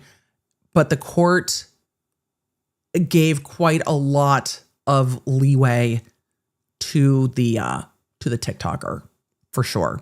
So I can see why the court is like, nothing you have to say is going to help. The decisional process would not be significantly aided by oral argument. It's the next thing I'm going to say when my kids try to relitigate a point. I'm going to be like, A, asked and answered. B, my ruling stands. And 3, my decisional process would not be significantly aided by oral argument. Thank you. Pause. The motions will be decided on the record and without oral argument, as discussed more fully below. Plaintiff's motion for attorney's fees is granted in part, denied in part. I'm curious about what's denied. Defendant's Rule 60B3 motion is denied. I just want to hear how the court gets there. General factual and procedural background. This case arises out of the tragic murders of 4 University of Idaho students in November 2022. Plaintiff professor is a professor at the University of Idaho. She alleges that despite never meeting any of these students or being involved with their murders, defendant TikToker posted numerous videos falsely claiming that plaintiff 1 had an extramarital same-sex romantic affair with one of the victims, and then 2 ordered the 4 murders to conceal the relationship. Plaintiff sent cease and desist letters to defendant in the days and weeks that followed. When defendant refused to stop, plaintiff initiated this action on December 21st, 2022. Plaintiff asserted 2 defamation claims against defendant, one based on the statements that plaintiff orchestrated the murders, and the other based on the defendant's statements that plaintiff had a romantic relationship with one of the murdered students. Again, professor-student relationship, not okay, which is why it was defamation per se here. Entry of default and initial pleadings. Defendant proceeding pro se, representing themselves, did not timely respond to the complaint by the January 17th, 2023 deadline. Emily, why is he going through the entire history here? Because it's going to go to the attorney's fees, I would imagine. Part of the attorney's fees argument is that the TikToker dragged out this litigation, and there was more litigation required because of the way the TikToker litigated it. That's part of the argument. So I'm not surprised that the court is going through the entire litigative history. Emily, keep reading. I know, I should have just read it instead of summarizing it, but now we're doing it twice. Defendant proceeding pro se did not timely respond to the complaint by the January 17th, 2023 deadline. As a result, plaintiff moved for entry of default pursuant to Rule 55A on January 19th, 2023. A clerk's entry of default was entered and mailed to defendant January 27th, 2023. 10 days after the response was due, a notice of default was mailed. February 16th, 2023, defendant moved to set aside entry of default. Plaintiff responded the next day opposing the motion and separately moving for default judgment. On April 24th, 2023, the parties consented to the court's jurisdiction. 2 days later, the court granted defendant's motion to set aside entry of default. I was so annoyed. I was like, but Your Honor, let the default stand. And the court was like, no, we're going to give parties an opportunity to litigate. The TikToker was like, I'm sorry, Your Honor, I was just like really stressed out. I'm still mad about that. I understand why the court did it, but still, alas, here we are. So the court set aside the default, denied the motion for default judgment, and ordered the defendant to respond to the plaintiff's complaint within 21 days. On May 16th,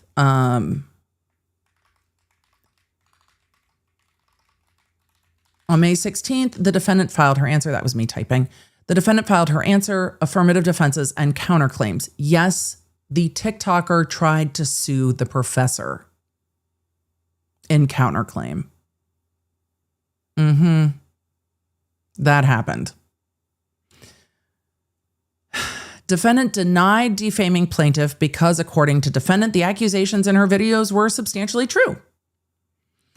And then the court restates some of those allegations.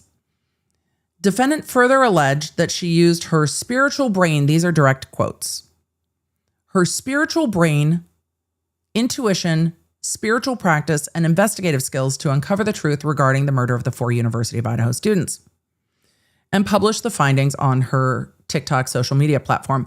I would just add that she also said multiple times that it's not defamation because TikTok comments asked her to look at this case.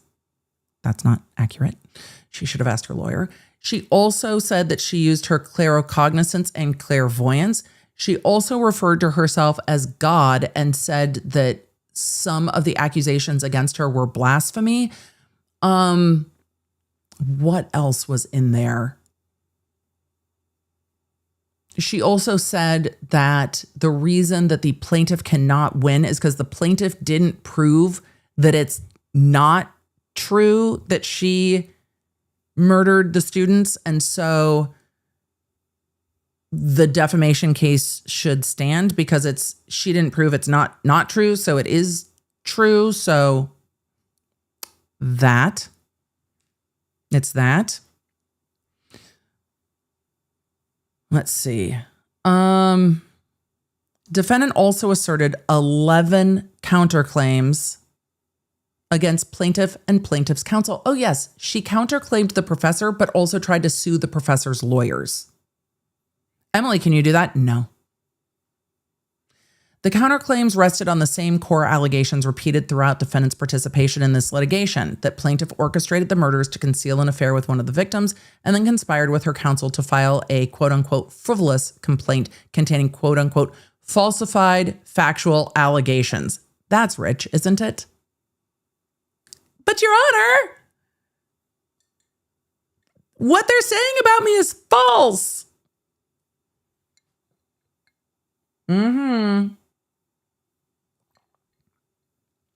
Dismissal of defendant's counterclaims and defendant's jurisdictional challenges. On June 6, 2023, plaintiff moved to dismiss the defendant's counterclaims. A week later, plaintiff moved to quash the summons issued to her counsel, arguing that counsel were not proper parties under Rules 13 and 14. Accurate. Defendant opposed both motions. Incorrect. But the reason that the court is going through this is because the litigation was embiggened by the way that the pro se defendant behaved. On August 8th, the court granted both motions, dismissing the counterclaims, quashing the summons. On August 21st, 2023, defendant moved under Rules 60B4 and 60B6 to set aside the court's August 8th decision. Defendant argued that 1, the court lacked subject matter jurisdiction. Hello, Daryl Brooks. 2, the court lacked personal jurisdiction. She's just going through all the jurisdictional challenges. 3, venue in Idaho was improper. 4, the court lacked impartiality. 5, the court lacked subject matter jurisdiction over the plausibility of spiritual practices. Yes, she argued that. We got to literally only God can judge me.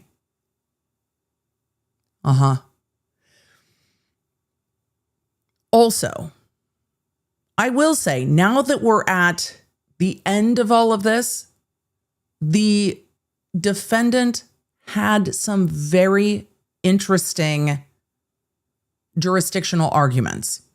The creator is a creator that at the time said they were living in Texas, that they had never traveled to Idaho. There were jurisdictional challenges to be made here. She just did not do it at the right time or correctly.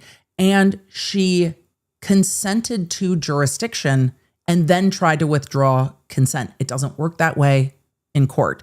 She did have some jurisdictional challenges. She just did not bring those challenges appropriately. Therefore, they are moot because she has ceded to jurisdiction of the court in the way she handled it. Things you should ask your lawyer. Right? Emily, she was her own lawyer. Yep. But when you're your own lawyer, you are tasked with knowing everything a lawyer knows. And so there were actual arguments to be made there that might have changed this case substantially. And she did not do that. But again, that's now waived. There are strategic reasons, because you can't IAC yourself, but there are strategic reasons why a defendant might choose to fight something in one venue over another. And so choosing to consent to jurisdiction is not something that's going to undo this, because it is a strategic choice and she represented herself. So all of those arguments are waived. However, she did not waive them. She continued to fight them the entire time. She is incorrect.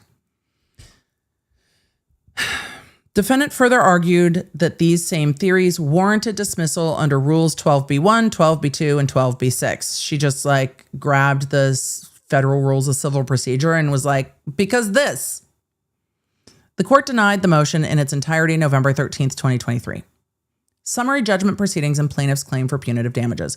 Meanwhile, I love the court. Meanwhile, plaintiff moved for partial summary judgment on liability for both defamation claims. Plaintiffs, and we've covered all of this on this channel. All of it. Plaintiff's motion relied in large part on defendant's failure to timely respond to plaintiff's request for admissions. Plaintiff tried to engage in discovery. Defendant was like, I don't have to. I do what I want. And didn't respond to discovery at all. The thing about discovery is, if you don't answer the interrogatories, you're deemed to admit them.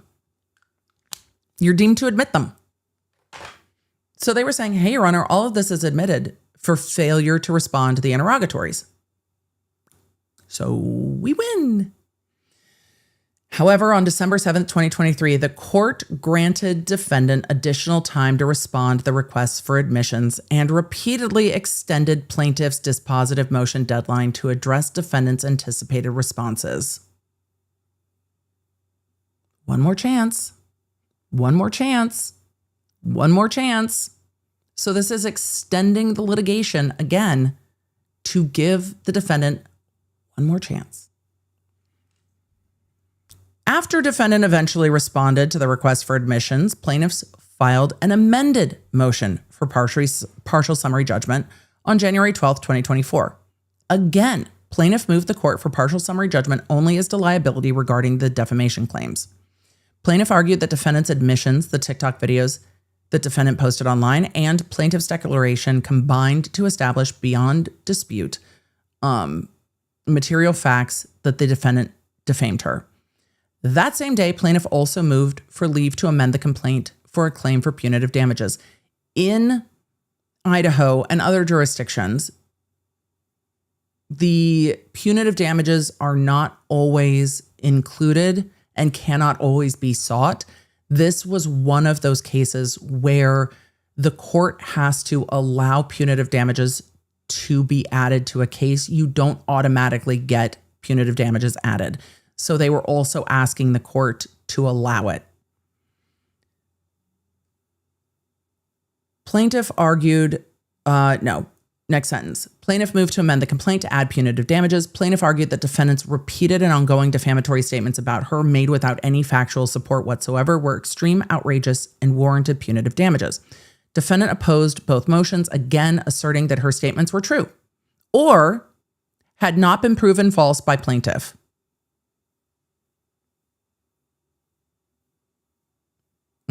Most of her argument was, well, she hasn't proved that it didn't happen. On June 6, 2024, the court granted plaintiff's amended motion for partial summary judgment. The court concluded that, quote, there is no genuine dispute as to any material fact the defendant defamed plaintiff. Right. Factual. Done and done. The court also granted plaintiff leave to pursue punitive damages, finding a reasonable likelihood that plaintiff could satisfy the applicable standard for asserting a claim against defendant for punitive damages. Following that ruling, liability was resolved. Only damages, if any, remained for trial. Haunted Shadow Legacy said, how the fuck does somebody prove a negative? Exactly. Which is why that's not the standard. The standard is you have to prove that it was true when you said it. How do you know that this is true when you said it? And what the TikToker kept saying is based on my claircognizance. And the court's like, what objective evidence? And she said to the court, you're violating the First Amendment and my right to practice my religion. And the court was like, ma'am, this is a Wendy's. This is a federal court. You can believe and do whatever you like, but that doesn't mean you can defame people and then call it a religious practice and then not present any evidence. Like you can't do that. Defendants' repeated reconsideration and reassignment efforts. Yeah, when you do not charge pro ses to file each motion, you end up here. And I don't know what the buffer is, because there will be pro se defendants that have been wronged that should be able to file lawsuits without the onerous cost that it can take to file lawsuits. However, I don't know how you then mitigate bad actors from just filing whatever. If they had to pay $500 every time they filed, they might rethink it. But when they have fee waivers, they just throw it all out there. And this is what happened next. Remember the date. The summary judgment was granted June 6th, 2024. This did not go to trial until mid-2026. It was filed in 2022. June 2024, the only thing left at all was damages. If they exist and how much. If they exist and how much.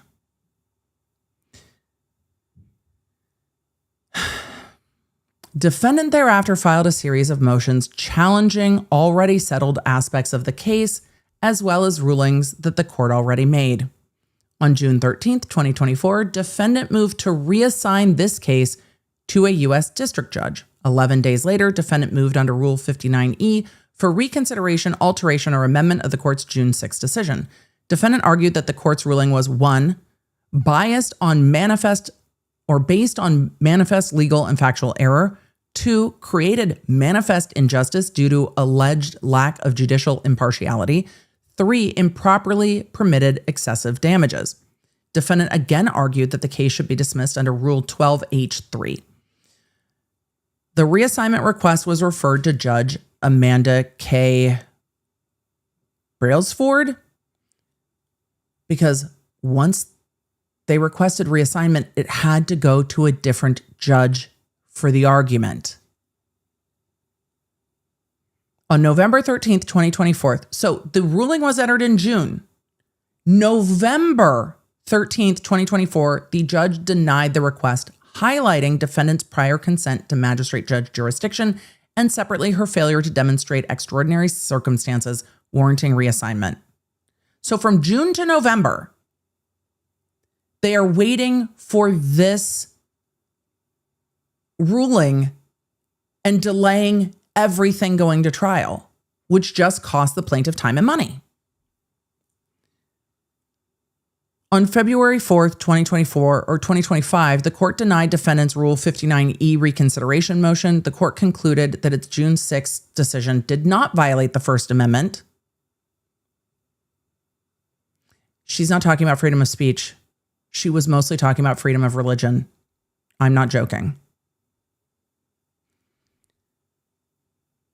It also included that the court properly exercised subject matter jurisdiction. Defendant's statements were not privileged. The Idaho law permits punitive damages. Defendant's right to a fair tribunal had not been violated. Defendant again sought reconsideration. This judge was so fucking patient. This judge was so patient, annoyingly so to me. Because most days I was just crashing out being like, why is the judge allowing this bullshit? The judge was so patient. And then she's like, the judge was so unfair to me. Girl. The judge was beyond fair and patient to the point that it actually cost the plaintiff more because the judge kept allowing the fuckery. And it was frustrating. It was frustrating to watch. However, I think the court was very much trying to get to a place of no matter what happens here, it will be fully and fairly litigated. And so when we get to the end, it will be that everything has been litigated. It will not be determined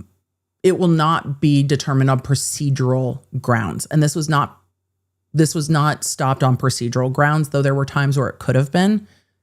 It was determined on the merits of the case or lack thereof. It goes on to say that defendant again sought reconsideration on March 15th, 2025 under Rule 60B. Defendant argued that purportedly newly discovered evidence from related state criminal proceedings proved that her statements were true or otherwise created disputed issues of fact precluding summary judgment. On May 30th, 2025, the court denied the motion. The court explained that even assuming the evidence was newly discovered and admissible, defendant's motion suffered from a fatal flaw. The evidence does not change the disposition of the case because there continues to be no corroborating support for defendant's statements about plaintiffs. Remember that at this point, the TikToker was arguing that evidence that was coming out in the Kohberger prosecution regarding statements made by the surviving roommates showed that her readings were correct because she said things like, the surviving roommate was scared. And then in court filings, there were text messages of the surviving roommate texting another roommate saying that she was scared. And that proved that her readings were correct. This was her argument.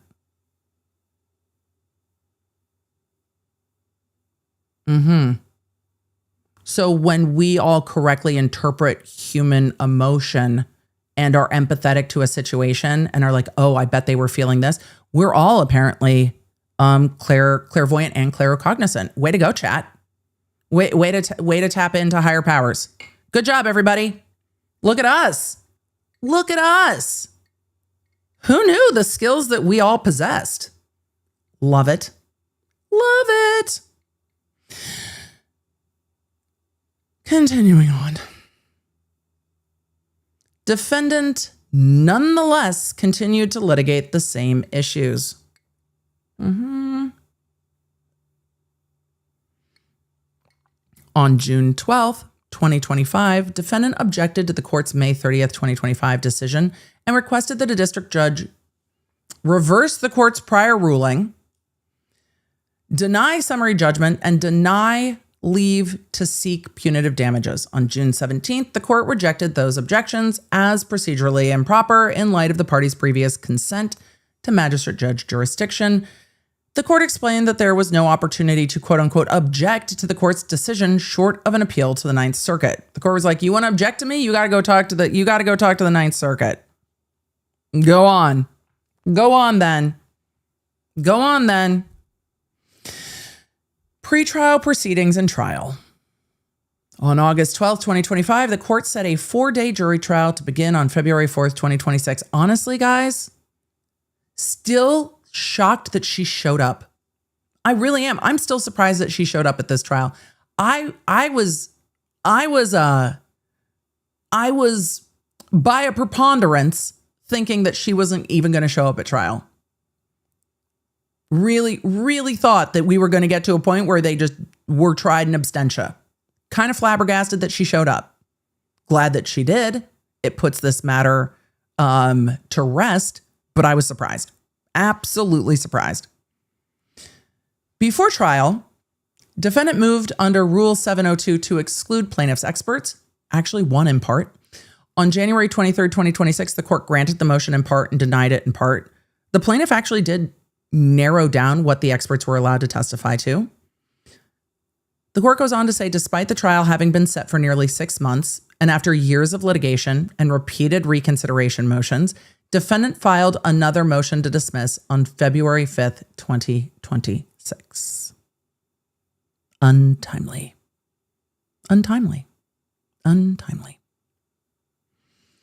Less than 3 weeks before trial and immediately before the final pretrial conference. I attended the final pretrial conference and the TikToker was like, I'm in Indonesia, and so I need the court to rule before I get on an airplane. I was like, what in the world?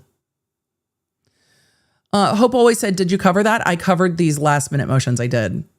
And the pretrial hearing that I attended via phone because the court was like, seriously, what are we doing? Defendant filed that other motion to dismiss February 5th, 2026. Defendant again argued that plaintiff could not establish damages exceeding $75,000 and therefore diversity jurisdiction was lacking. Defendant also argued that plaintiff could not suffer, as a matter of fact, severe PTSD from defamatory statements and that punitive damages were unavailable. Incorrect. The following day, defendant moved to continue the trial. Because of course she did. Defendant argued that she needed additional time to prepare. I've been just really busy. Intended to pursue an interlocutory appeal if her motion to dismiss were denied, and had not anticipated the procedural posture of this case while representing herself. What do you mean it's going to trial? And it says it's going to trial. Oh, she might have been in Thailand. She might have been in Thailand. That's fair. I did not remember which country she was in. She might have been in Thailand. Fair enough. Lyndon said she's basically Carmen Sandiego's less successful sister. Yes, where in the world is TikToker? She had not anticipated the procedural posture of the case. It was set for trial with the final pretrial conference. That means it's going to trial. On February 15th, the court denied both motions. In doing so, the court referenced its prior decisions rejecting defendant's repeated subject matter jurisdiction arguments and its earlier rulings concerning the scope of plaintiff's expert testimony. Right. Should have asked your lawyer. Your lawyer would have said that's getting denied. You need to go to trial. Trial began on February 24th, 2026. On February 27th, the jury returned a verdict awarding plaintiff $10 million in damages, 2.5 in compensatory damages, 7.5 in punitive damages. Judgment was entered March 5th. The pending post-judgment motions.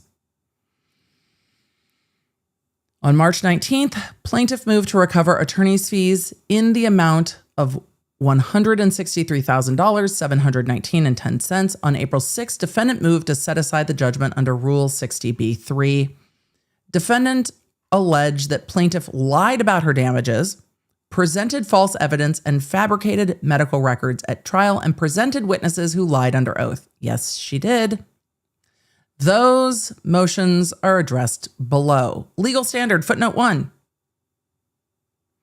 The plaintiff's motion for attorney fees preceded defendant's Rule 60b-3 motion. The court will first consider defendant's Rule 60b-3 motion because it may impact whether or to what extent the court may subsequently address plaintiff's motion for attorney's fees. Thank you, Your Honor. A district court may, quote, relieve a party from final judgment where there is fraud, misrepresentation, or misconduct by the opposing party. FRCP 60b-3.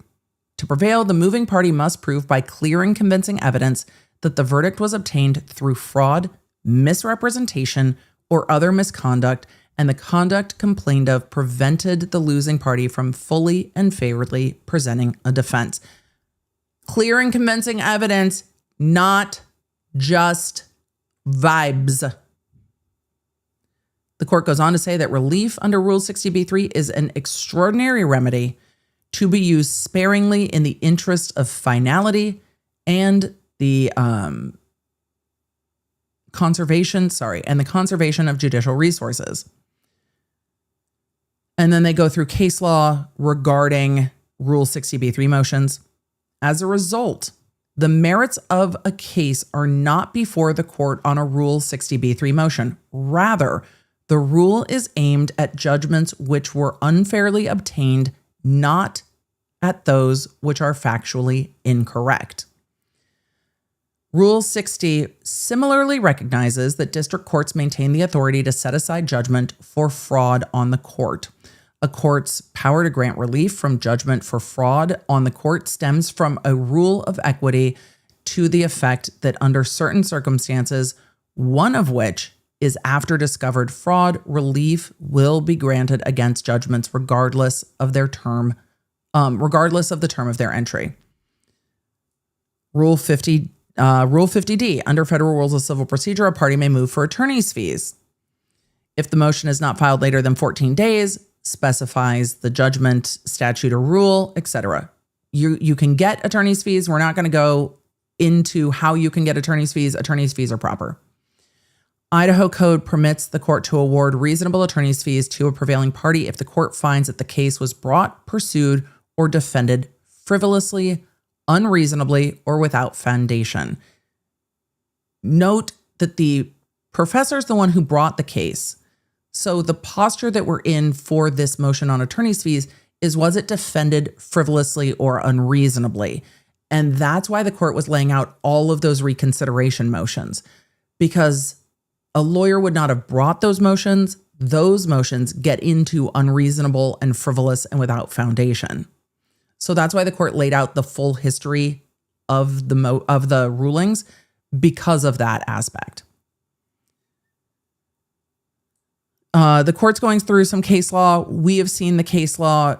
We understand what the court means by where attorney fees should be granted. We're going to go to the court's analysis. Defendant's Rule 60B motion. Defendant moves under the rule to set aside judgment, the judgment entered following the jury's verdict because, according to her, the verdict was procured through fraud, misrepresentation, or misconduct.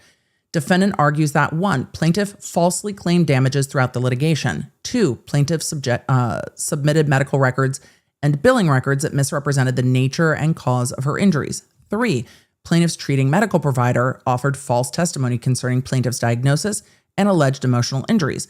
4, plaintiff's counsel improperly encouraged the jury during closing argument to punish defendant based upon her spiritual beliefs and status as a psychic. Literally, the argument got to, but Your Honor, they yelled, she's a witch. That's me summarizing. I don't think that's what really happened in closing arguments, but at some point we'll just have to look at the closing arguments, won't we? Plaintiff opposes the motion in two respects. First, plaintiff argues that the motion is untimely and that the court lacks jurisdiction to even consider it in light of defendant's appeal. I do think there's an interesting jurisdiction issue there. Remember when we talked about passing the baton? Like the appeal already happened. And so the baton to determine this has been passed to the Ninth Circuit. I think there's a really interesting argument there. I'm curious to see what the court says. Second, plaintiff argues that defendant's allegations are unsupported by clear and convincing evidence and amount to little more than disagreement with the jury's evaluation of the evidence at trial. Mentioned throughout, plaintiff further argues that many of the issues raised in the motion were either litigated during trial or repeated arguments defendant advanced throughout the case, and that the court has already objected to or rejected. Having reviewed the briefing, the record, and the law, the court concludes that defendant has not established entitlement to relief under Rule 60b-3. I'm curious about the jurisdictional objections. As a threshold matter, plaintiff argues that defendant's Rule 60b-3 motion is untimely and that the court lacks jurisdiction to consider it. Accordingly, according to plaintiff, since defendant filed her Rule 60b-3 motion and notice of appeal on the same day, the timeliness of the motion is determined by the Federal Rule of Appellate Procedure. From that premise, plaintiff reasons that owing the FRAP, the appellate procedures, incorporation into the filing deadline, defendant was required to file the Rule 60b-3 motion within 28 days of the entry of judgment, and defendant filed it 31 days after judgment was entered. Plaintiff contends that the motion is untimely. Plaintiff further argues that the notice of appeal independently operates to divest the court of jurisdiction. I want to know what the court says by that. First, the court says the motion is timely. Okay. Rule 60C1 requires that a motion be brought under Rule 60B3 to be filed no more than 1 year after the entry of judgment. Okay. Here, judgment was entered on March 5th. Defendant filed the motion on April 6th. The motion falls within Rule 60's 1 year limitations and is timely. I mean, pro se defendant got it in within time better than Sharilla's attorneys did, filing on the 366th day. However, the way that this rule is written, if we were operating under the federal rules, the Sharilla appeal would have been timely because it said 1 year instead of 365 days. So actually, under the federal rules, the Sharilla case would have a different result because it says 1 year, not 365 days. So that would have been different. Because what the plaintiff was arguing is that by appealing to the federal court, it shifts the timing into the appellate timing, and the court's rejecting that argument. Second, plaintiff conflates the timeliness requirement governing Rule 60 motions with the separate appellate timeline provisions in Rule FRAP. Critically, the Rule of Appellate Procedure does not establish when a 60B motion must be brought to be timely. Instead, it addresses the effect of certain post-judgment motions on the timing of the appeal. So the court is saying that is a one-way valve. You can't go the other way. So it is timely.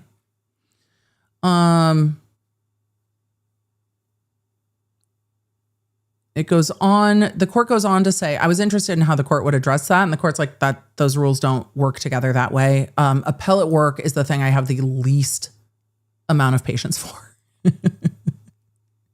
So I'm always like, let's see what the court has to say.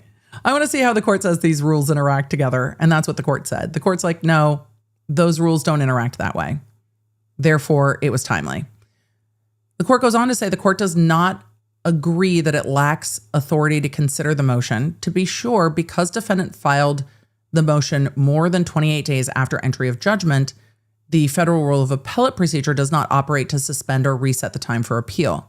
Consequently, the appellate rules, which addresses the effectiveness of notice of appeal when one of the motions identified remains pending, does not apply. It does not follow from that this court is stripped of authority to act on defendant's motion. So the court is saying the baton has not been handed all the way off to the appellate court. The baton's been handed to the appellate court for some things, but I retain jurisdiction for other things.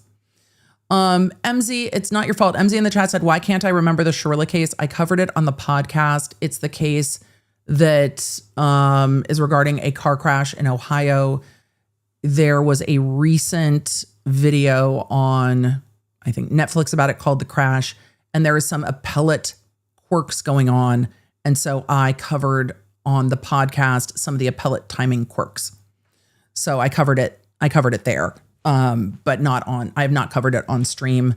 I just keep referencing back to it. So not your fault. But it's interesting to me because one of the attorney's arguments is that their motion, which the courts are saying they don't have jurisdiction to hear, is untimely because it was filed on the 366th day when the statute says 365 days. And the attorneys are arguing that the leap year is what fucked them up, which I'm fascinated by. Fascinated by the nuance of how the jurisdiction works, the fact that it doesn't say 1 year, it says 365 days. So if it was 1 year, it could be the anniversary day and date, but because it's 365, it's 365 calendar days. I'm so interested in it. And I think ultimately the Supreme Court in Ohio is going to say the same thing. The legislature said 365 days. It's 365 days, period. Just period.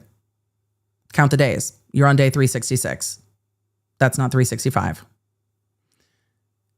So I'm curious. And I note it here because the rule here says 1 year, which means if that 1 year is 365 days or 366 days, it doesn't matter as long as it's 1 year. Continuing on. The court is saying that they do not lose the authority to consider this motion because notice of appeal was filed. So the court goes on to say, the court rejects plaintiff's argument that defendant's Rule 60b-3 motion is untimely or beyond the court's authority to consider. Whether defendant is entitled to relief, however, is another matter. And this is why you see attorneys arguing multiple points. The attorneys argued for multiple reasons the court can't consider this motion, and then said, but if the court finds that they can consider the motion, then this. So procedural first, untimely, lost jurisdiction, then factual. So you always see those arguendos, because if you had just argued it's untimely, throw it out, and not argued the other, this could have gone a different way because then there would be no arguments lodged on the other part of it. So you'll always see lawyers, even if they think their procedural arguments are strong, they will or should always have the arguendo. If the court disagrees with the procedural, then this is our argument.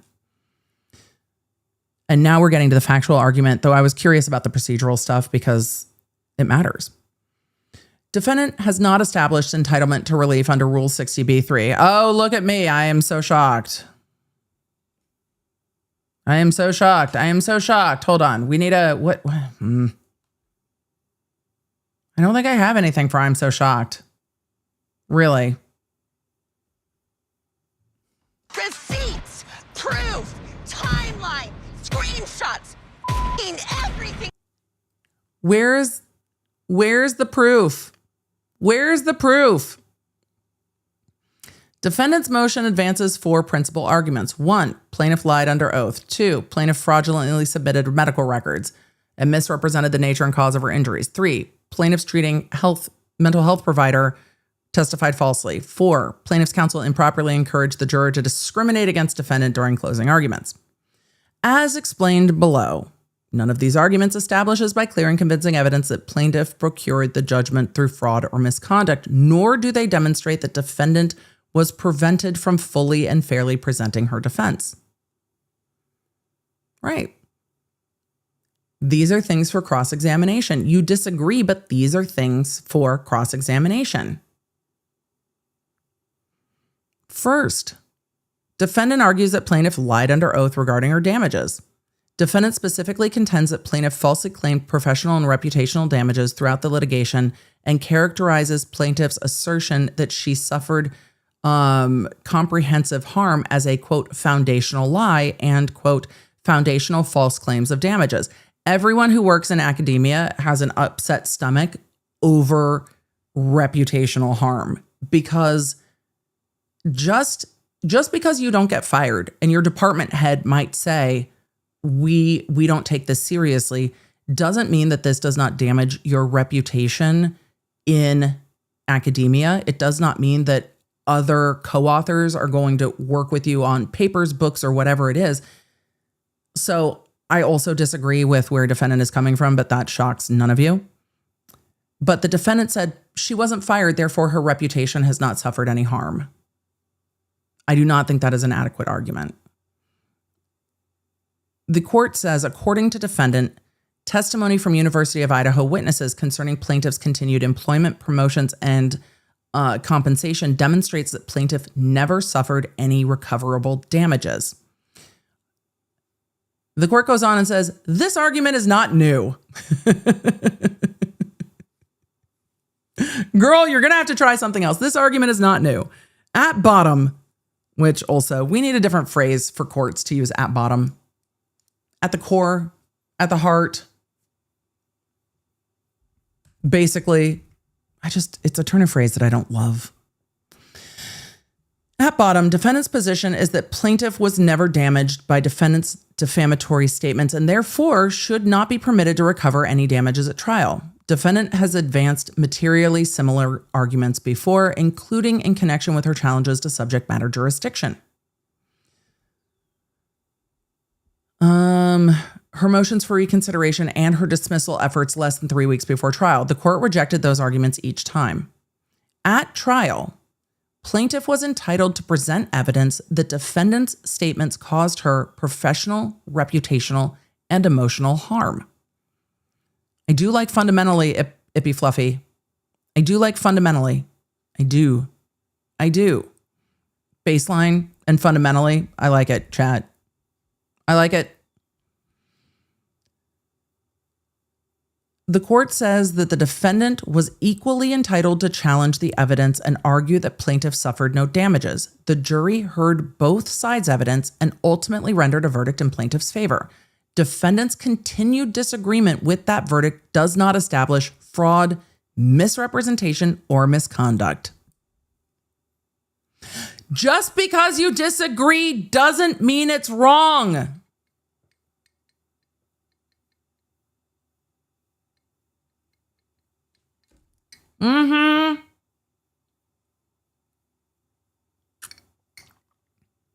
Your disagreement with how other people see it doesn't mean it's fraudulent. Doesn't mean it's a lie. Doesn't mean it's a misrepresentation. Rather, it reflects disagreement with the jury's assessment of the evidence and the damages it awarded. That is not a basis for relief from judgment. Vibes isn't enough. We're going to go back to examples from The Office. It's hate speech because I hated it. That's not how it works. Second, defendant argues that plaintiff fraudulently submitted medical records and billing records and misrepresented the cause and extent of the damages. Defendant principally contends that plaintiff improperly attributed certain physical symptoms to defendant's defamatory statements while failing to disclose other possible medical explanations for those symptoms. The argument fares no better. Defendant possessed the same medical records during discovery and before trial that she now cites in support of her motion. Yet, defendant never argued at trial that plaintiff had fraudulently submitted those records or that they were fabricated. Again, it's just a disagreement. Her disagreement was that stress caused an underlying medical condition to get worse, and that's not fair. Well, anyone have stress aggravate an underlying medical condition? Right. The aggravation is the stress. That causes damage. You take your plaintiffs where they are. Stress aggravates lots of medical conditions, if not causing others. Stress is not good for our bodies. Stress is not good for us.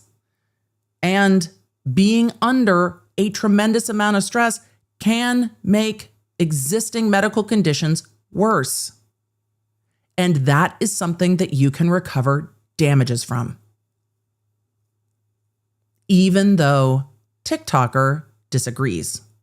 You take your plaintiffs where they are.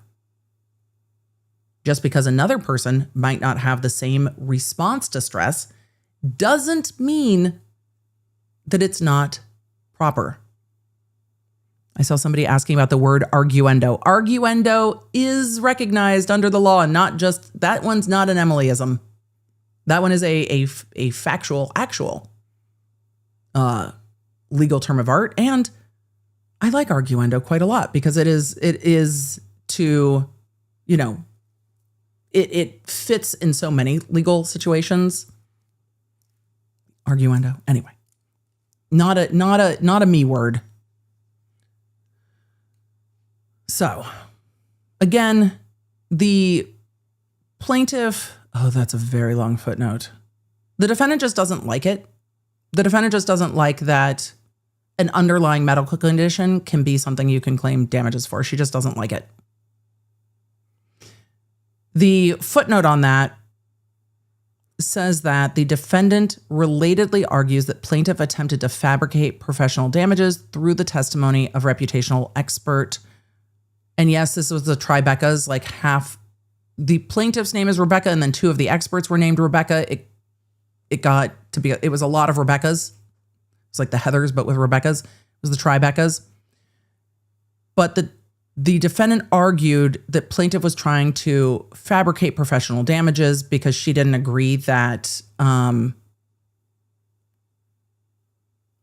academia you can suffer harm without being fired. I'm sure a lot of you in other aspects of work have suffered harm without being fired. The court says that the argument is unpersuasive. Before trial, the court carefully considered the 702 challenges to the experts and limited the scope of the testimony. And then the court goes on to cite that. I covered that, but the defendant actually won a number of points in her motion to limit the expert testimony. The court goes on to say, to the extent that the defendant disagrees with either the court's evidentiary rulings or the jury's consideration of the testimony, such disagreement does not amount to fraud. All right. Back to the underlying medical. The defendant never argued at trial that plaintiff had fraudulently submitted the records or that they were fabricated, nor was defendant prevented from cross-examining plaintiff regarding those records or advancing alternative explanations for plaintiff's symptoms. Instead, the jury heard the medical evidence, heard testimony concerning plaintiff's injury, and weighed the evidence alongside defendant's challenges to the claims. The rule is directed towards fraud or misconduct. It is not for revisiting factual disputes that were presented and resolved by the jury. Period. Defendant's disagreement with the jury's evaluation of the medical evidence does not establish entitlement to relief.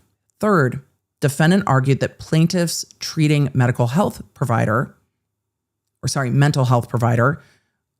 testified falsely concerning plaintiff's PTSD diagnosis and the relationship between that diagnosis and the defamatory statements. Defendant maintains that the opinions were inconsistent with the DSM-5 and that portions of the testimony were inaccurate or misleading. That's what cross-examination's for. Again, the record demonstrates that defendant had a full and fair opportunity to litigate the issue at trial. Defendant spent a substantial amount of time cross-examining the expert in an attempt to undermine both her diagnosis and conclusions. The jury, therefore, not only heard the testimony, but also defendant's extensive efforts to challenge it. After considering both, the jury concluded that defendant's conduct damaged plaintiff and awarded corresponding compensatory damages. The rule does not authorize relief simply because a party remains dissatisfied with the jury's credibility determinations or acceptance of expert testimony. The court has found like 6 different ways to say just because you don't like it doesn't mean it's wrong. Just because you don't like it doesn't mean it's fraud. The court has come up with a unique way to do this every single sentence. I appreciate the court's effort to not just reiterate the same sentence. Truly, the court has restated this like 3 different ways at this point. The rule does not authorize relief simply because a party remains dissatisfied. Never going to be satisfied, apparently.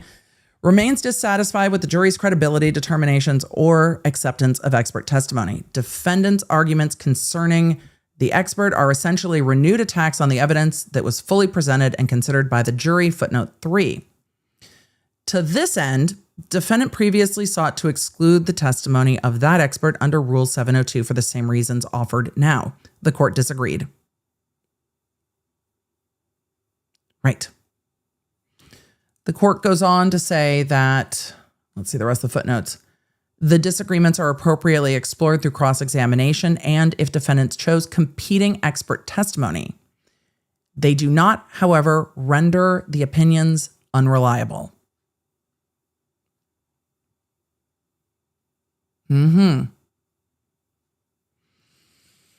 Fourth, the court is quoting closing arguments.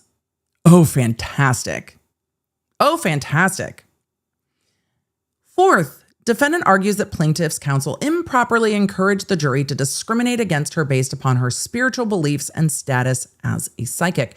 Defendant points in particular to counsel's closing arguments and contends that punitive damages award reflect bias against defendant's beliefs rather than an application of the law.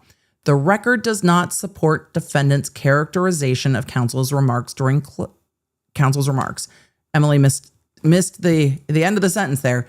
During closing argument, counsel stated, we just get to read it. Good for us.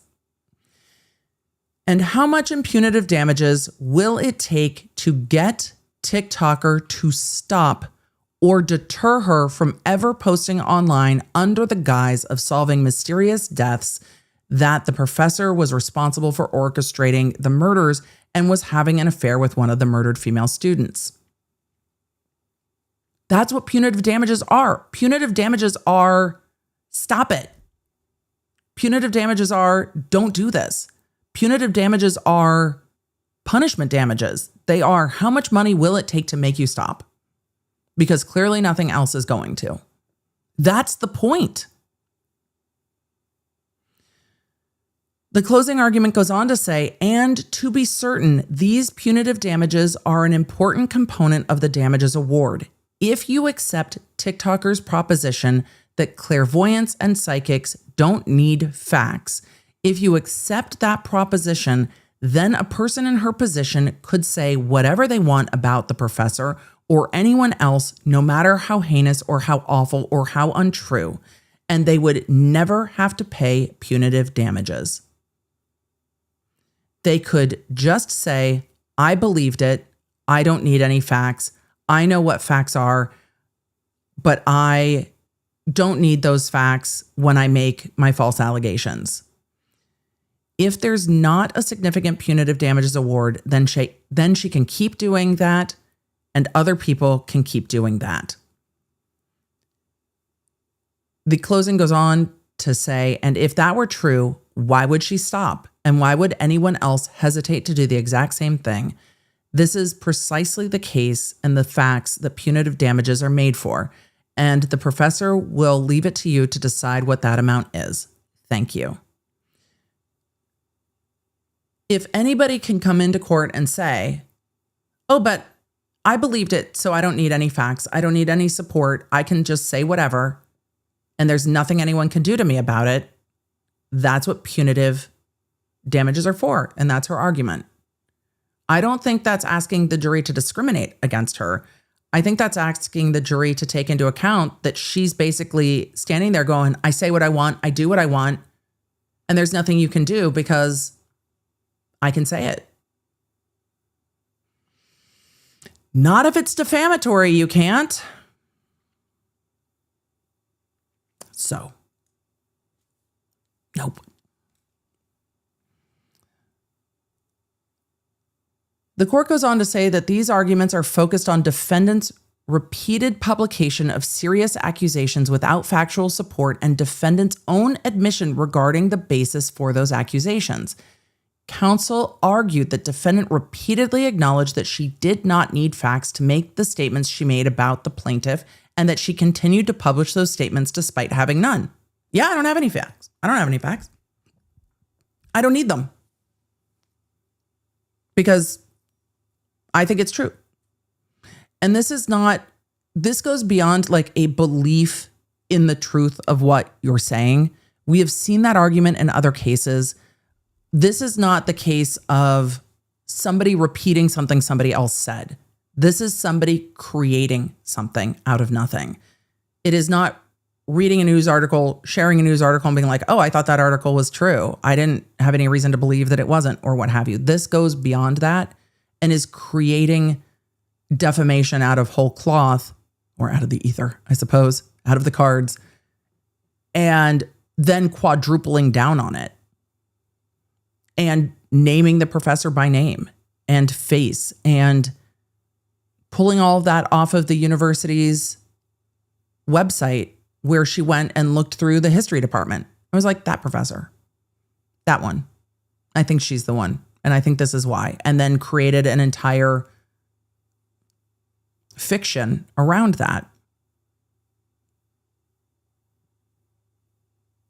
The court goes on to say that the arguments tracked issues that had already been addressed at the liability stage of litigation, where the court concluded that defendant's statements were defamatory. They likewise related directly to the jury's consideration of damages, including punitive damages under Idaho law. Nothing in counsel's argument urged the jury to punish defendant because of her spiritual beliefs. Counsel was urging the jury to evaluate defendant's conduct in light of the evidence presented at trial. The jury did that. In sum, defendant has not demonstrated by clear and convincing evidence that plaintiff obtained the judgment through fraud, misrepresentation, or other misconduct. Instead, defendant's motions largely repackages arguments that she raised repeatedly throughout the litigation or challenges the jury's assessment of the evidence presented at trial. Rule 60b-3 provides relief from judgments that were unfairly obtained. It does not provide a mechanism for relitigating issues already decided by the court and jury thus far. Because defendant is not or has not established entitlement to relief, the motion must be denied. Mention it all. Nope, wrong one. Mention it all. I mean, same but wrong. No, you can't just continue to say, but they're lying. The jury found that somebody was lying and that it was you. That's who the jury decided who was lying.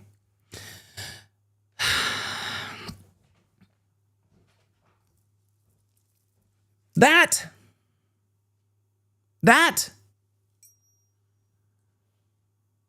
Plaintiff's motion for attorney's fees. I'm curious about the motion for attorney's fees.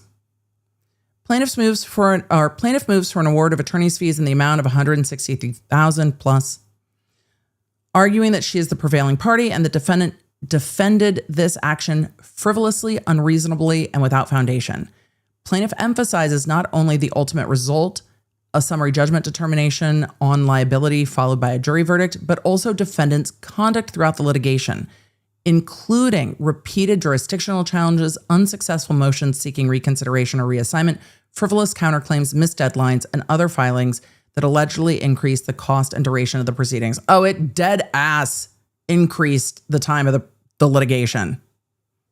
It absolutely did that. It absolutely did that. In plaintiff's view, the litigation as a whole demonstrates that defendant's defense lacked any reasonable factual or legal foundation, thereby warranting an award of attorney's fees. I could see the court apportioning the attorney's fees to the points that were extended, not to everything. Because when you file a lawsuit against somebody, they're always going to defend it in some ways. I think there were times that the ways that this was defended were absolutely unreasonable and unwarranted, but defending it at summary judgment and stuff matters. Defendant opposes the motion, but her opposition largely reprises arguments the court has already considered and rejected. Defendant again characterizes plaintiff's claim to damages as a foundational lie, insisting that plaintiff suffered no comprehensible injury and that the litigation was predicated on fabricated damages. Defendant likewise renews allegations that plaintiff and the witnesses and counsel engaged in misconduct. Defendant further argues that the jury's verdict was unreasonable, that the requests for fees are excessive, and that an award of fees would be inequitable under the circumstances. The court says, having considered the parties' submissions and the record, the court concludes that an award of attorney's fees is warranted, but not the full amount that the plaintiff requests. I mean, I can understand that. Let's see why the court did that. I get it. But also,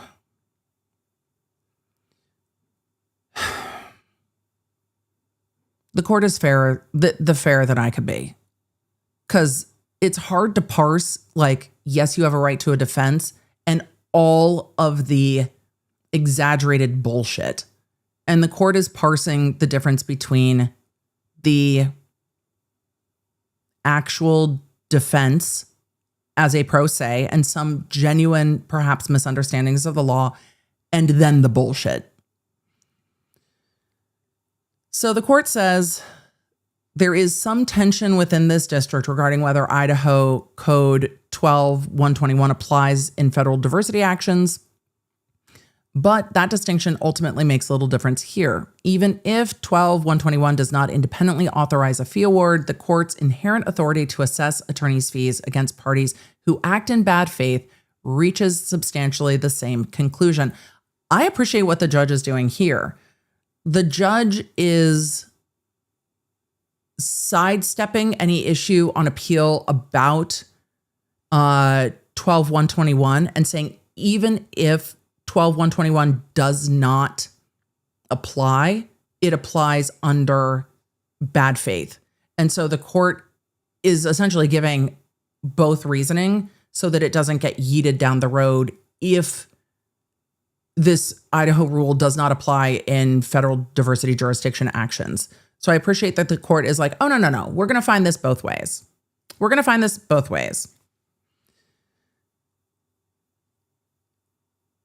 So the court says that under the case law citing the matter of Comstock, I'm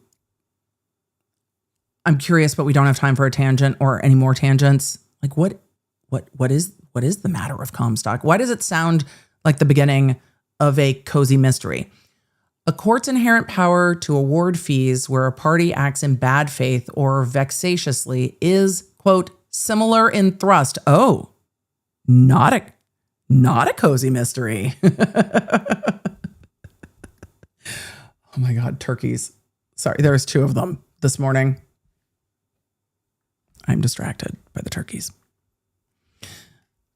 Different type of book. This is where at bottom is appropriate. Leave it out of the legal pleadings. But now we're getting to the full-throated thrust of the litigation and the similar thrusts. God, you add that with last week's patient firmness, and we're just done. Here we are, everybody. Good afternoon. All right. A court's inherent power to award fees where a party acts in bad faith or vexatiously is, quote, similar in thrust and effort to the power granted Idaho courts. Thus, whether viewed through the lens of 12-121 or the court's inherent authority to sanction bad faith litigation conduct, the operative inquiry is largely the same, whether the action was brought, pursued, or defended in a manner that was frivolous, unreasonable, without foundation, or otherwise indicative of bad faith. Well, we definitely have seen some things that are indicative of bad faith. The record here is the exceptional case that satisfies that standard, but only up to a point as explained below. So the court's not going to take it all, but most of it. They're both staring at me. You don't agree with the court's ruling? The turkeys disagree. Both of them are just like, what are we doing? Hi, girls. All right. There is bad faith, but also a pro se defendant has to be allowed to defend.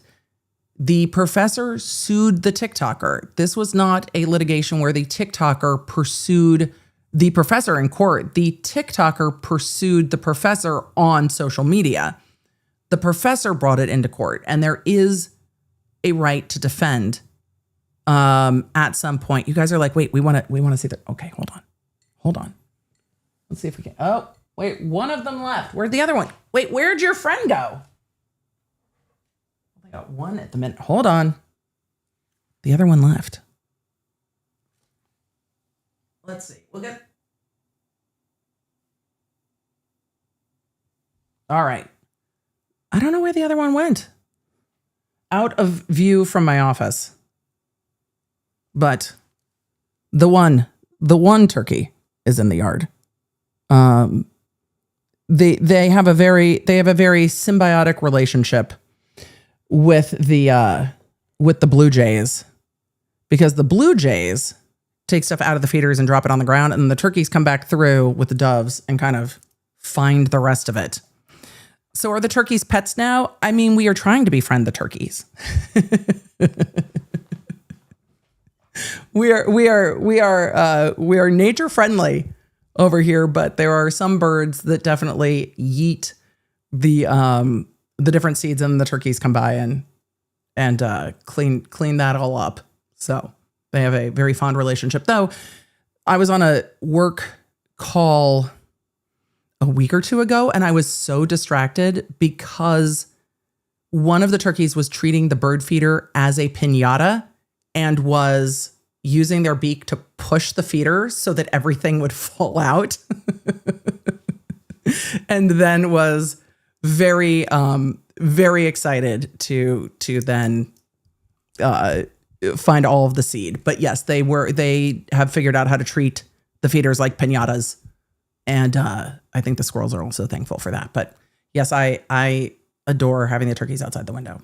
So they are friendly. We have not been chased by these turkeys yet, but Turkey Tom is definitely a little less friendly than the ladies. But he's like, one feather Tommy, because the big Tom turkey is missing a tail feather. So when he gets all puffed up, you can see that there's, one feather missing. So we started calling him One Feather Tommy. It seemed appropriate, but they're funny. All right. Are we ready? Let us continue. Yes. So we are trying to befriend the turkeys, but no, we stay a fairly good distance and let the turkeys do the things. And then the cats sit on the catio and watch the turkeys, but the cats do not roam amongst the turkeys. And I don't think they would know what to do with them because the turkeys are so freaking big. All right. Back to from a brief wildlife watch sidebar, back to the TikTok psychic. Though some of you were asking, how close does Ryan Holial need to be to talking about where I live for me to pay attention to it? I don't know if we are within. Are we within his purview today? Is he live? Is there weather? There might be weather. Oh, he's not live at the moment. So that's a good thing. But I don't think we've got weather today. I think maybe tomorrow. We'll see. Brit Show said One Feather Tommy sounds gangster AF. That was the vibes, because he's very protective of the ladies. And so Emily, how much bird watching? All. But the ladies will go out and graze, and then he puffs himself up and has like their six. And so he's always positioning himself between the ladies and the house.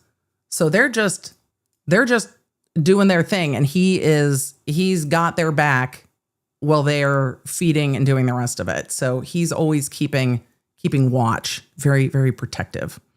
I also always gobble at the turkeys, and they often gobble back, which is delightful. Mm-hmm. Absolutely delightful. Back to the court actually talking about the TikToker being in bad faith, because we've been waiting for this. They have asked for sanctions.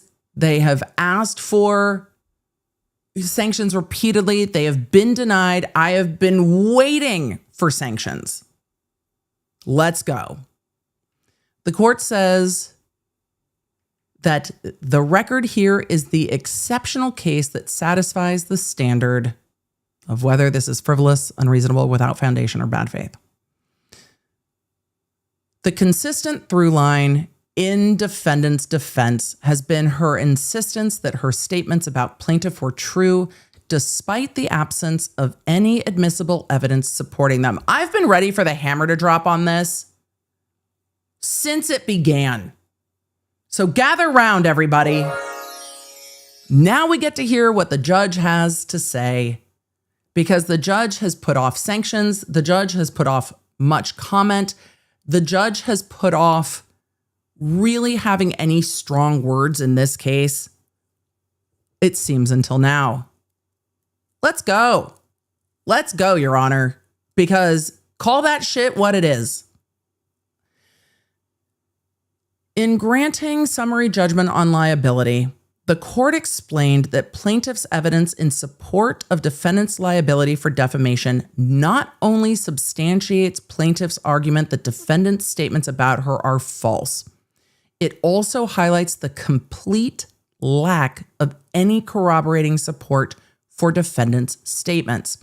The court further observed that defendant's only support for her accusations was her claimed quote-unquote spiritual investigation and quote-unquote intuitive tarot readings, which were insufficient to create a genuine dispute of material fact. Right. Defendant nevertheless litigated this case on the same unsupported premise. She's going to argue again that this violates her freedom of religion, right? Here's the difference. I don't even need to tell y'all because y'all understand, but here's the difference. You can practice whatever you want, but it cannot cross the line into illegal activity. And so, when you are looking at defamation, you cannot defame someone and say, oh, but it's my religion. Oh, but tarot cards are... Go ahead, read your tarot cards. What you can't do is go on the internet and accuse people of murder. They're two different things. Those are not the same. This is not the Salem witch trials. Can't believe your guides aren't yelling at you about even fucking asserting that, but whatever. We'll get there, I am sure. Because girl, what this isn't. This is a consequence for your actions, not a persecution. Continuing on,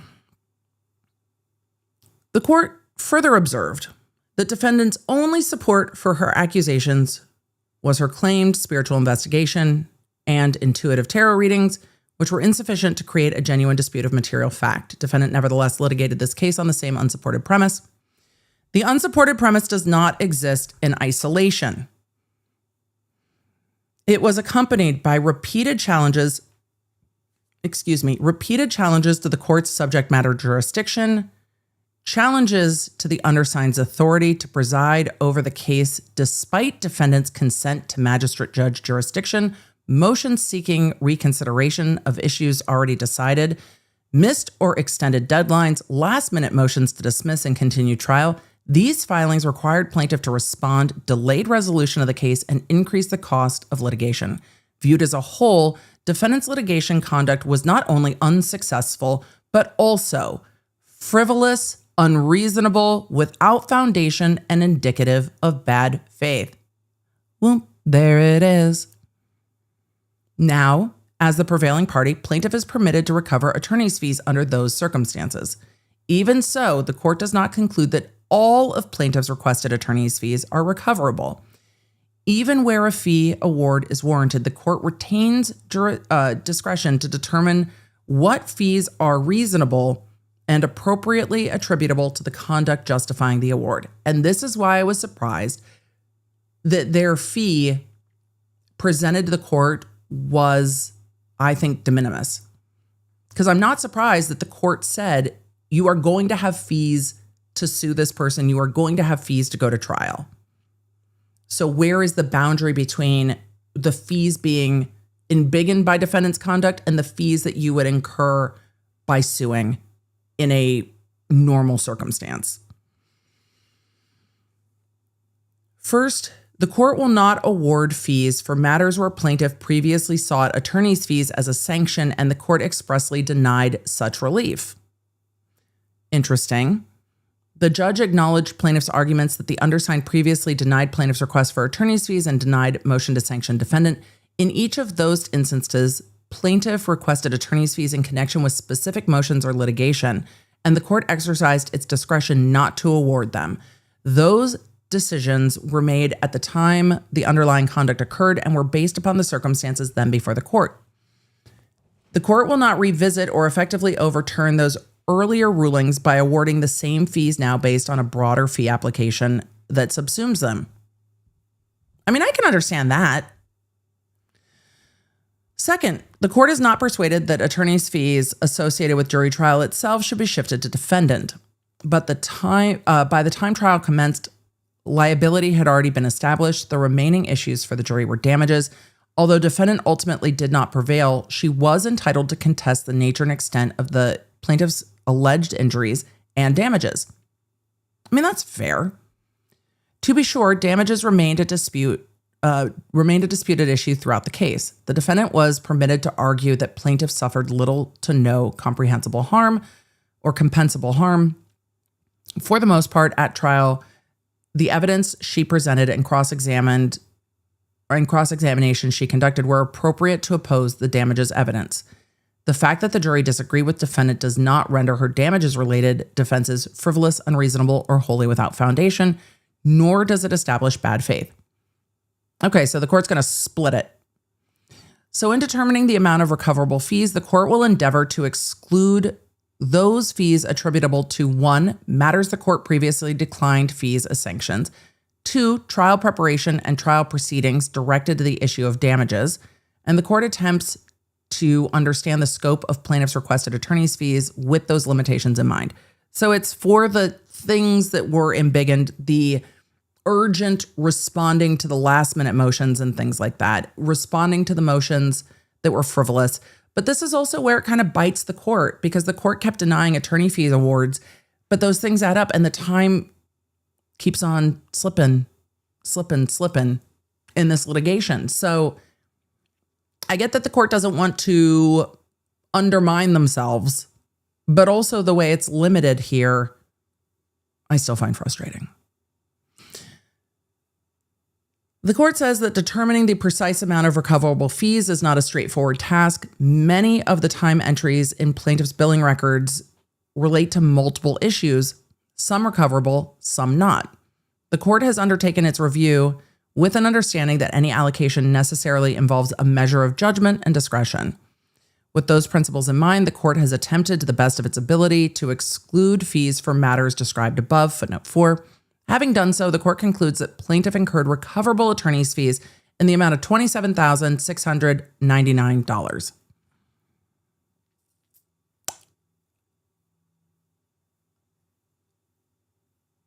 Okay.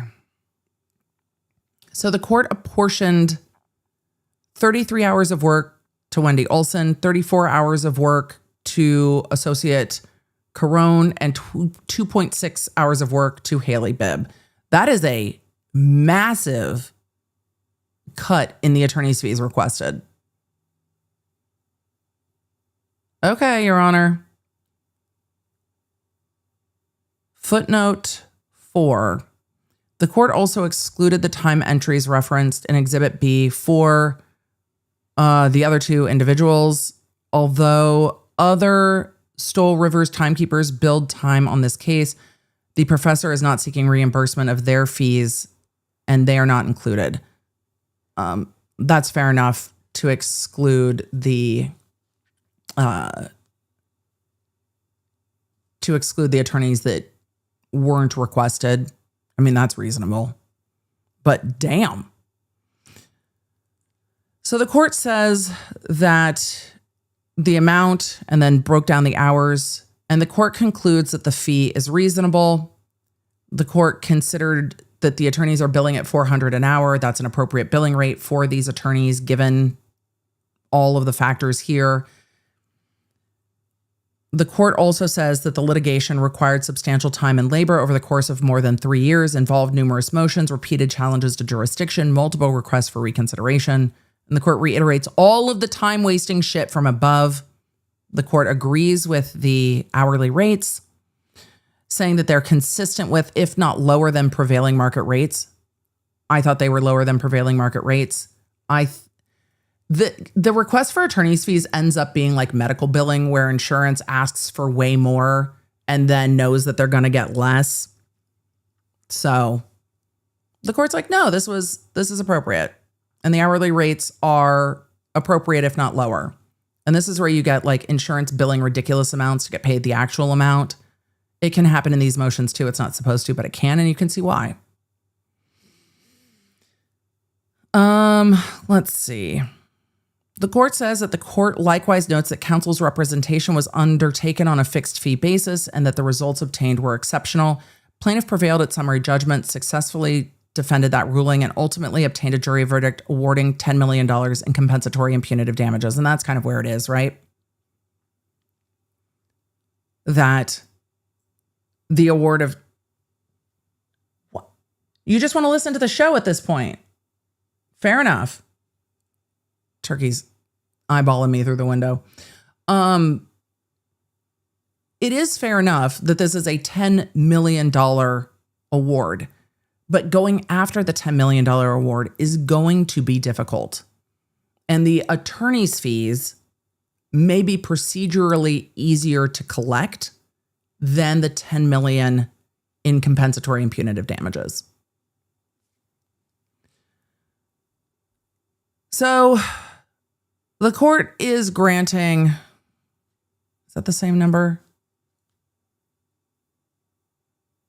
Let's see. Having considered the rule, the court finds that the reduced fee request of $27,699 is not only reasonable, but modest in relation to the work performed. Too modest. Plaintiff's motion for attorney's fees is thereby granted insofar as plaintiffs is awarded. Why are those two different numbers? $26,219. Why does it say two different numbers, Your Honor? First, you say that the amount of $27,699 is reasonable, and then you grant it for the amount of $26,219, and then you say that the plaintiff is awarded $27,699. Did we copy pasta something wrong? I find that confusing, that there are two different amounts.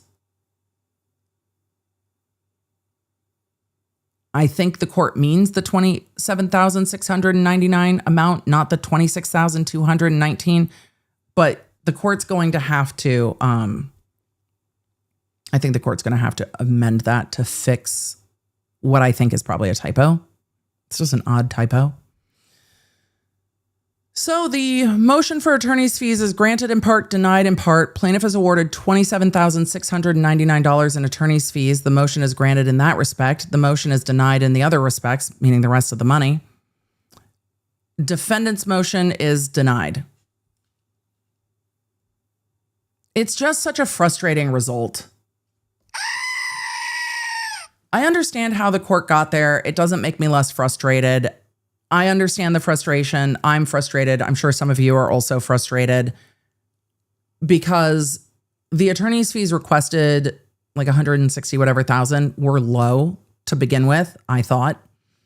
But I understand where the court is coming from, saying that even though there were aspects of this defense that were in bad faith, that were undertaken in a, well, let's go to the court's own words instead of mine. Hold on. The court listed it out in accordance with the code, finding that the defense here was undertaken. Where is it? I'm going to back up a little bit. They were frivolous, unreasonable, without foundation, and indicative of bad faith. Frivolous and unreasonable being the key to some of that. And even though the court found that the defendant's defense in aspects of this case was frivolous, unreasonable, and indicative of acting in bad faith. The court still split that, saying that when a defendant is sued, they have the right to defend themselves at trial. So all of the trial fees are not being awarded. I understand that. But the court is also saying where I previously denied attorney's fees for motions that were frivolous or indicative of bad faith, that the court was also not granting attorney's fees for those motions when they were already decided. And so I understand where the court is parsing those things. I can see why the court doesn't want to undermine their prior rulings and say, I am not granting attorney's fees on this. Part of me kind of wish that the court would have stayed the issue of attorney's fees until the end of trial, because I've seen that from a lot of courts. But if the court felt strongly that attorney's fees are not, you are not entitled to attorney's fees here, then the court's mind hasn't changed. And they're like, no, you aren't entitled to attorney's fees as a sanction there, and we're not granting it. And the court wasn't going to extend it. I understand.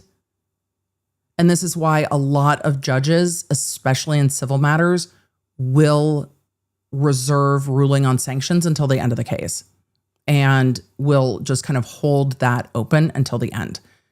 However, in light of a $10 million judgment, the reality of the situation is that possibly the almost $30,000 in attorney's fees is going to be easier to collect on. Possibly that will at least be something, but I also think that we might see this defendant trying to duck paying this at all. I don't want to expand on that much further. A, I never want to give anyone ideas, and B, the fact that the professor now has to engage in the next phase of litigation, which is tracking down their award, is frustrating too. It's difficult to do, and there are things people do, legal or not, that to try to make themselves judgment proof and to try to take every advantage possible. And that's frustrating as well. And I think it's going to be a difficult judgment to collect on. I do. I absolutely think it will be difficult. Kathy in the chat said, on an RV trip and just past the Maverick in Draper, Utah and Park City. Only you guys will understand. Wave to the Maverick in Draper for us. So with that, I am frustrated for the professor. I remain frustrated for the professor because what started as, hey, don't accuse people of murder, and hey, cease and desist accusing the professor of murder, and then, hey, now we have to sue you, stop accusing people of murder. It went from the end of 2022 through trial in 2026 to come to a substantial judgment. And I imagine that the defendant will also say at some point, well, this is being appealed, so I'm not going to pay it. I really hope that the court, if they take this up on appeal, requires an appellate bond and makes the defendant who has such a substantial judgment put up some of that money judgment before they are able to move forward with the appeal. I don't know if they will do that. Andrea said, can the professor appeal that? I don't know if there would be much use in appealing it, because I don't think it's an abuse of discretion. I find it a frustrating result, but I don't think it's an abuse of discretion. And so the enforcement part of it, I think, is what they're going to focus on next and try to get back as much money as they can. And that is going to be an exhaustive process and extensive. And I think that the TikToker will probably try to keep herself out of the United States to avoid that as best she can. But we'll see. Maybe the funniest result will happen. Emily, what would be the funniest possible result for this? That the TikToker actually wins against the IRS. I think she's asking for about $30,000 from the IRS. That the TikToker actually wins against the IRS, and that $30,000 immediately, that judgment gets attached and immediately goes to pay the attorney's fees here. That would be the funniest possible result. that as a pro se defendant, she wins. The IRS has to pay her. That judgment's immediately attached, and that payment goes directly to the professor. I would be really, really happy with that result. That wouldn't make me mad. Yeah, I would not be bad about that at all. Let's see. Baby T 709 said, is there a time limit when she has to try to collect? No. They're going to start to try to collect, I imagine, now because the judgments are in, but it's not going to be easy. But we will see. If there are wages that can be garnished, they will try to go after garnishment. If there are other judgments outstanding, they will try to attach those judgments. If there are other monies out there on social media, they can also try to garnish social media. They can do a garnishment order to YouTube, TikTok, those sorts of things. So we'll see what happens. But yes, we will, I think, start to see collection actions filed. I'm going to keep an eye on this docket. I'm going to keep an eye on the tax docket as well. I'm curious what happens. I'm curious when we see the enforcement actions. So I'll keep an eye on those. And then at one point, we will have to go through some of the trial transcripts together. Don't worry. It's been a minute since we've gone through transcripts. There's a couple cases that I've been like, we need to go through transcripts. We need to go through transcripts on multiple cases. We just haven't gotten there yet. But I'm invested. I'm invested in this one. I think, unfortunately, this is a somewhat realistic example when the question comes up of why doesn't somebody sue for defamation? This is why people choose not to pursue civil litigation. The time and stress and money and energy, and then you get to a jury, you get to a verdict, they rule in your favor, you get a judgment, and then appeals, and then trying to collect on that judgment, and then. It is the song that never ends. And there are times where people are like, I just want to disengage. I want to disengage from this other person. I want this to stop. I don't think the TikToker would have stopped saying the things that she was saying. I think that the professor had to correct the record in that this money judgment, I imagine if you Google the professor or if you Google the TikToker, this judgment will come up that the professor won this amount of money, which means in the record as it's written in the online sphere, the record has been corrected that she won a massive judgment. And the number on that judgment kind of indicates, oh shit, something happened there. But having to go through all of the next phases to collect is a lot of additional litigation.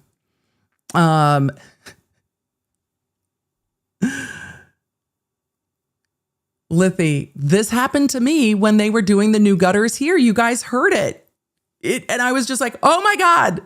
I was streaming. I had no idea that was happening that day, and it did. Baby T709 said, would that happen automatically, or would the professor have to watch for it? No, the professor now has to proactively go after collections. And that can take years. Yep. So they now have to go after collections. That's the next phase. So you win and it's not done. Frustrating. So with that, we're going to get to questions. We're going to have a chat. We'll be back tomorrow. I'm going to go rest my voice from singing songs that I definitely can't sing, but having a blast doing it. And then we'll be back tomorrow. I'm going to have to check on what my weather is going to be like. We'll see how spicy it's going to be tomorrow. But it's time to chat and get to questions and see how y'all are doing. But yeah, it's time to chat.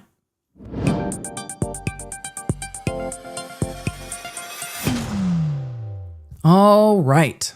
So with all of that, it is, the collection part is really difficult. And I think we haven't checked in quite a while on Cardi V versus YouTuber, But the collection action there is still being fought. And that verdict came in years ago because we covered it years ago.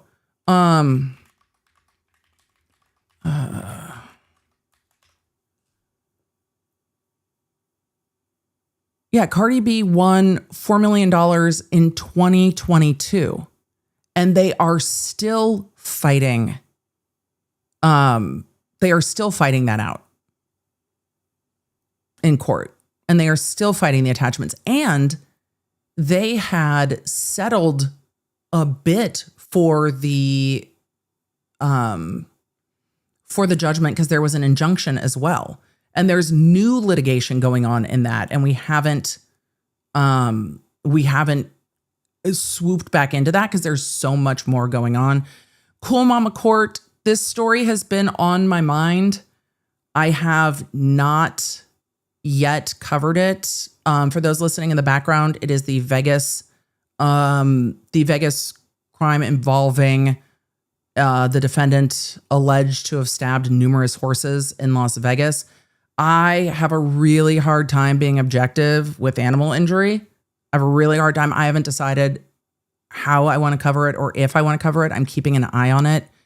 I don't know how or when I will cover it, but I'm not sure yet. I have a hard time being objective. If I do, I will probably cover it with overviews on the podcast without getting too much into the injury to the horses. The horses all survived. I have a hard time being objective. But if I do, I will cover it on the podcast so that you can opt out. But if I do, it will be on the podcast. And if I do, I will cover what's going on in the law without getting much into what the allegations of abuse are, the same way we did with the Ruby Frankie case. Because in the Ruby Frankie case, I found that it was really hard to find coverage of what was happening legally without finding horrible graphic descriptions of the injury. And so if I do, it will be what is happening in the law and not descriptions of what's being alleged. But I'm not sure. I'm not sure what and how I will cover that. So it's a tough one. So I'm keeping an eye on it. I just don't know yet. Let's see. Cynthia said, I watched the Top Model doc on Netflix last night. Will you be watching that lawsuit in the future? I covered it on the podcast this week. I might do a deeper dive into it. I have not watched the Top Model stuff on Netflix, but there's been a lot of interest in doing a bit more of a deeper exploration to what the allegations are. False light defamation is an interesting one because you're looking at, was somebody cast in a negative light? Not what the TikTok defamation suit is here. The TikTok defamation suit, it's like, you accuse someone of murder. Did they murder? But casting someone in a false light is different because it's, did you make someone look bad? Is it an unflattering edit? Is it really defamatory? Is it defamation by implication? It's more nebulous than saying saying that this is the statement and this is the defamation. So it might be interesting to go more deeply into looking at that because we haven't covered a lot of defamation by implication and false light defamation. So we'll see. There does seem to be a lot of interest in it. It's not going to be moving quickly.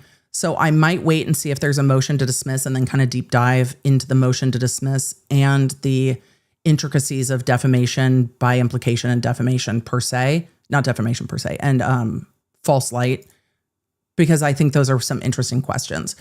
The Vegas case with the harm to the horses, I don't know yet. I have a hard time. So we'll see. Yeah, we'll see. But if I do, it will be clearly denoted and it will be kept in its own episodes, like the Ruby Frankie stuff where you can decide to engage or not engage depending on, but I will never deep dive into the harm that's alleged. You can find it elsewhere. It's horrific. Danny said Motley Crue, they had been forced to mediation last I checked, but it's on my list to go back and check because they had been forced into, I think, arbitration. And so there was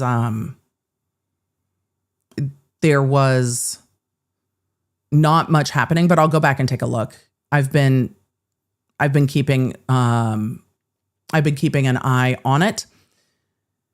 Andrea said, I haven't finished the ANTM Netflix feature. I hope it isn't taken down. Oh, I don't think they're going to take it down. I think Netflix is going to double down and be like, what, you're mad about a bad edit?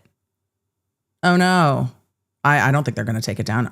The same with, there's no protective order in the case. They're not going to get a temporary injunction. Can you imagine a judge being like, hey, Netflix, take this episode down? And yet we get that in the Reckless Ben case where the court's like, no harm, no foul. Take the videos down. What the fuck? No, Your Honor. Disrespectfully.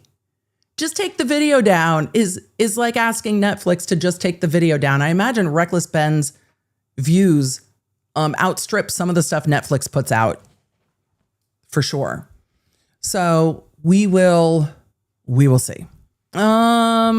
Let's see. I just can't imagine.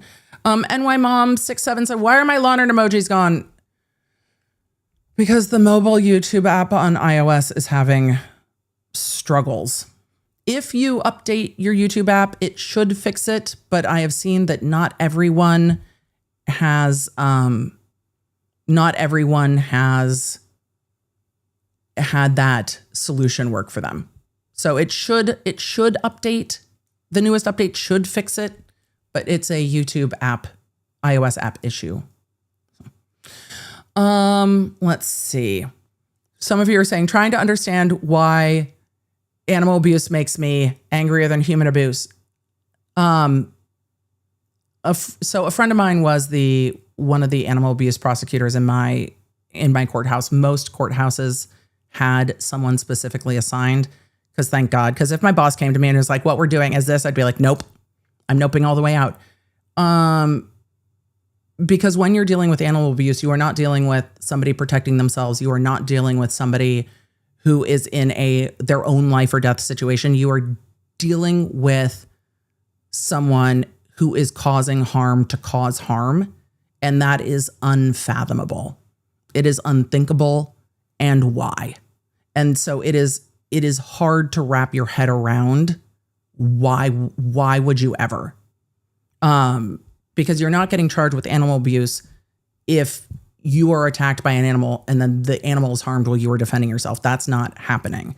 Animal abuse is charged when someone is choosing harm, and it is horrific. Because how in the world? So yeah, it's hard to fathom because you're looking at complete innocence and you're like, what are you doing? And so, what are you doing? What are you doing?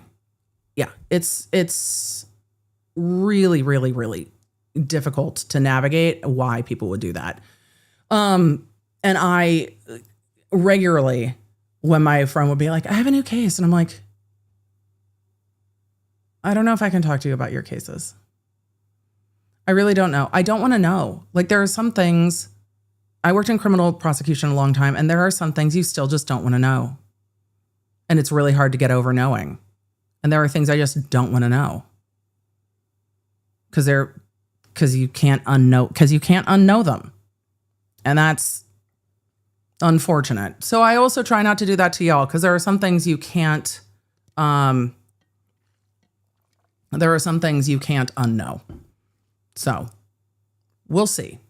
I will take a look. I will see if there are areas of what's going on legally that we can cover without getting into what is done. We'll get there. Because I'm sure there are some questions about someone who's under the age of 18 being tried as an adult, etc. So we'll see if we can cover the legal aspect of it. I don't know when, but I will be keeping it. I'll be keeping it in mind because I have seen that come across, and I'm like, again, it's hard to cover cases where you're just like, I hate everything that's happening here. Like, I hate everything that's happening here, and that is going to be one of those like, I don't know. Don't know if I can / will. We'll see. McD said, emojis are back. Yay. So some of you have your emojis back. That is very good to know. Apologies about the voice. PKD said, the horses did survive. From all the information I have seen, the horses survived. Jamia said, Emily, can you please shout out my MIL mother-in-law, fellow Lawnard, Beth, just retired after 30 years of doing the Lord's work as an elementary school teacher. Beth, thank you for 30 years teaching. It is not easy to do. I imagine that what you have seen change in teaching over the last 30 years would boggle the mind of most. My dad was also an educator. It is not always easy. It takes untold amounts of time and emotional bandwidth. Congratulations on your retirement. I hope it is restful. I hope you get to be like, and we're done. I imagine now is a good time to retire from teaching and be like, because even with a junior high school kid, there are times where his friends are like, I mean, I can just ask like ChatGPT. I'm like, let's not do that. It's difficult. And I can imagine kids being like, why do I need to read that? I'll just, the way I would lose my mind. Liz Rose, happy 5 months, on to 6-7 months being a Lawnard. 6-7. Minnie said, seeing Garth tonight, so excited. I didn't even realize Garth was on tour. Enjoy. Look, go to the show. Cool Mama, I'm glad we've already talked about that. Mara, did you see that Trooper Buchanan was at the DMB concert? I did get sent messages and text messages that Trooper Buchanan was at the DMB show. I'm really not a gatekeep the fandom kind of a girl, but sometimes I can make an exception. So I don't want to be that person, but also I don't want to run into Buchanan at a concert. Like I don't want to run into Buchanan at a concert. Those of you who are asking what was on his shirt. Oh, he was wearing is it John Rich's clothing brand, Redneck Riviera? I think it's John Rich's clothing brand. He was wearing a Redneck Riviera shirt. I know that because there was a bar. I think it's John Rich because there was a bar on Broadway called Redneck Riviera. Let's see. N7 said, my sister has started going into labor. Might be meeting my nephew today. So excited. 6/16/26. I'm loving that. I love that. So enjoy. I hope everyone is healthy, well, and safe. And look, 6/16/26 is a great day for a birthday. So I hope you get to meet your nephew.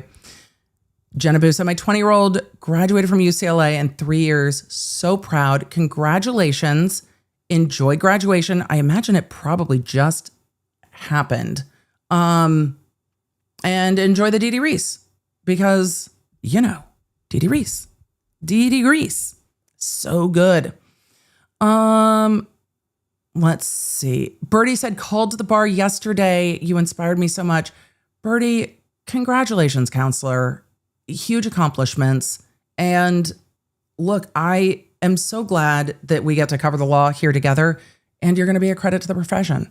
And don't feel bad when you look at fuckery and are like, haha, there it is. There's the fuckery. I have found the fuckery. We have found the fuckery for today.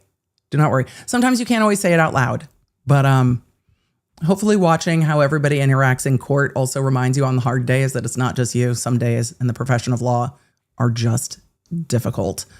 Crocker, thank you for the 20 gifted memberships. Thank you to everybody who gifted memberships.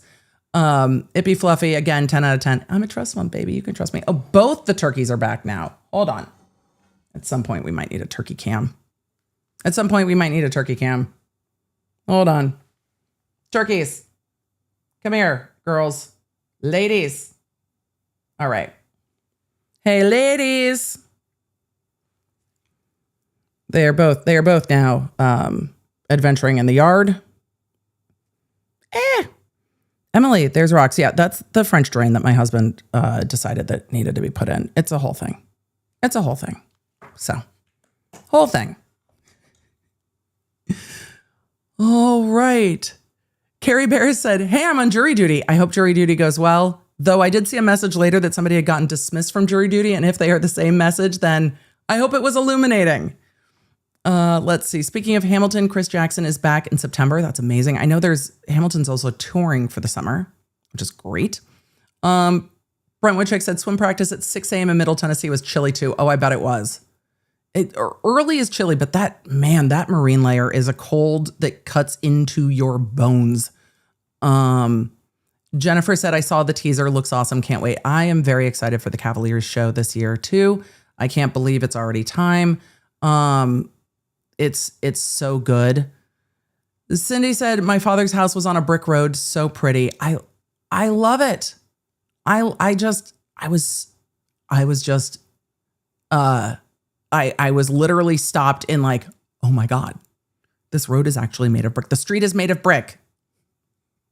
When you can tell people were raised in California, nothing is brick. Nothing is brick. Earthquakes. Casey Cat said World Cup in Kansas City tonight. Argentina versus Algeria. England also staying here. 5 teams all together. They're so fun. I bet Kansas City is just having the best time. Though I'm also ready for like all of the international reactions to the Kansas City storms because our storms in the US are something else. So I'm interested to see how all that goes. Wedge, good to see you in the chat. Wedge said, how will Kouri be able to pay her attorneys at the civil suits? She won't. I don't think she has access to funds unless her mother can pay, her brother can pay, family members can pay for her. But I don't think she has the money to hire or retain attorneys. So unless her family members retain attorneys for her, which they could do, I don't think she has the money for that. Gent 5225 started in the Wisconsin SCCOA clerk's office. Many law nerds. Enjoy. Hello to the clerks. You guys keep justice moving. Thank you for all that you do. We know that Courthouse Becky is the rare exception. We love our clerks. Caitlin said Special Olympics Summer Games results from this weekend. Gold, 12 golds, 9 silvers, 9 bronze. Everyone did great. Thanks for the love and support, everyone. Caitlin, congratulations. I'm glad it was so good. I'm glad everyone did great. And congratulations on all the success. It's amazing. Let's see. Brienne the Fox. I hope I said that correctly. Brienne the Fox, 853. Emily, do you think Murdaugh set an unfortunate precedent not to trust juries and or clerks of court? I think Murdaugh exposed something that we know, which is the siren song of celebrity can befall anyone, and keeping an eye for that is important. I believed the jurors when they said that they were not swayed by Courthouse Becky, but I also think that's why the law is what it is, because while you consciously might say you were not swayed by it, it's really hard to evaluate subconscious bias or sway. And I think jurors ultimately didn't believe Murdaugh when he testified. And I don't think that's because Courthouse Becky said anything to them, because we all watched it. For all of you that watched Murdaugh's testimony, did you believe him? And so I'm glad we got to watch it, because we can watch it and be like, yeah, I can see why the jurors were like, no, I came to that conclusion on my own. But that's why the court has to have the rules that it does, where the defendant doesn't have to prove it swayed the jury. They have to prove that it happened, because it's really hard to unwind whether or not that was lingering in the back of their mind, even if they didn't think that it was. And so I think looking at those who want to benefit from high profile cases is not something that's new, and is something to keep an eye on when those individuals are within the system and want to put their fingers on the scales of justice. It causes me concern. I don't know if we've ever seen a book written by a judge. Maybe we have, by a judge, by a clerk. Lawyers have written books about their cases, but I don't think we've seen that before. I also wonder how that's going to impact going forward, because I believe that the Egg Lady juror wrote a book. I think that Murdaugh's former housekeeper, Blanca, who now has Bubba, wrote a book, but is also now going to be a witness in trial number 2. And I imagine wrote that book not thinking that we would get to trial number 2. I know Poot wrote books and says he has a podcast or whatever. So it's an interesting thing to navigate. But when it is the clerk of court, I get it. I get the concern. Yeah, I get the concern. Virginia, thank you for the gift of memberships. Casey Katz said that the Kansas City Law Nerds are going to DCI July 13th in Olathe, Kansas again. Sad the Cavs aren't there this year, but Phantom Regiment is there this year, which is amazing. I know the tour, I don't know how they pick tour schedules, but I know they will be in everybody will be at San Antonio. A couple of you I saw asking about Houston. I can say this non-ironically. Houston, we have a problem. The problem being that the stadium that they normally use is having turf redone, and so the stadium's not available. So that is a problem. Heidi asked, what does Travis do? He is in guard. So he throws things. Rifles, flags, sabers, serves. So he's in guard. Let's see. I am trying to get to questions as much as we can regarding Luis Nestor Ramos. Their statements in their embarrassing huddle around Kouri as she delivered her screed were cringe. Thoughts? I thought it was cringe. I've never seen anything quite like that. I've never seen defense attorneys give like an impact statement on behalf of their client. It also made me question their discernment with their client. Like it raised a lot of red flags for me. I have seen defense attorneys give impassioned arguments for sentencing. I have not seen defense attorneys give impact statements as if they were a personal friend. It was strange, and it made me it made me uncomfortable in the moment, because we were sitting here going, what are you doing? I don't think it's appropriate. Then again, I am not a Utah attorney, but it sat very odd with me. And I don't doubt that Kouri Richins can be quite charming and convincing. I just generally expect that seasoned defense attorneys are a little more immune to that. And it seemed that they weren't, which makes me question their own discernment. It made me question their own discernment. But I